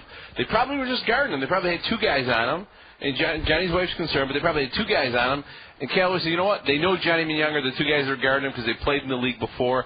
Let's get someone in there that maybe they don't know as well, that can maybe outsmart them, and hey, it happens. You made a great point during the game. You said that Coach Callaway's messing with Schweitzer's head right now. When he made those 2 substitutions, I'm thinking to myself, and all of a sudden we scored the 1 goal, and then we scored a 2nd goal. If I'm Scotty Schweitzer, young coach, first-year coach, there's the guy that I used to play for. I kind of left, not on bad terms, but I kind of didn't give him a proper notice when I left. All of a sudden I'm thinking, this guy's smarter than me. I go in the locker room, and I'm trying to make all these adjustments. He's probably drew all over the 10x10 wall. You guys go left, you go right. But he went nuts at halftime. At halftime he went nuts on the goalie.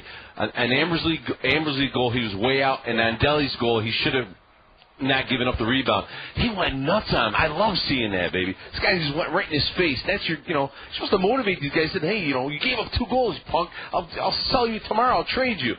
Trade you to Rochester. And Chris Economides, hopefully he didn't fall through the floor like he once did in Montreal. Chris is really excited. But, Joe, I'll be there tomorrow night. You'll be there tomorrow night. And I'll see all you fans Tuesday night. I'm out. All right, Soccer Sam, thanks for your wonderful help as usual. We're going to wrap this thing up. Your final score tonight from Cary, North Carolina. Rochester 2, Carolina 2. The Rhinos are back in action tomorrow night. 7:35 kickoff, 7 o'clock pregame show right here on WYSL News 1040 AM. Joe Giuliano, it's me and Soccer Sam bringing you the pre- and post-game show. So your final score again, Rochester 2, Carolina 2. For Don Stevens, for Nick Busco and Soccer Sam, I'm Joe Giuliano saying ciao for now. Salvatore's Pizza, we deliver everything but babies. Salvatore's new Salvi plates, hamburger plate, cheeseburger plate, Italian sausage plate, and the new hot dog plates made with Soccer Sam's all beef wieners. Salvatore's new Selby plates. Yeah, we deliver them. Call 234-5555 or order online at 234-5555.com. 234-5555.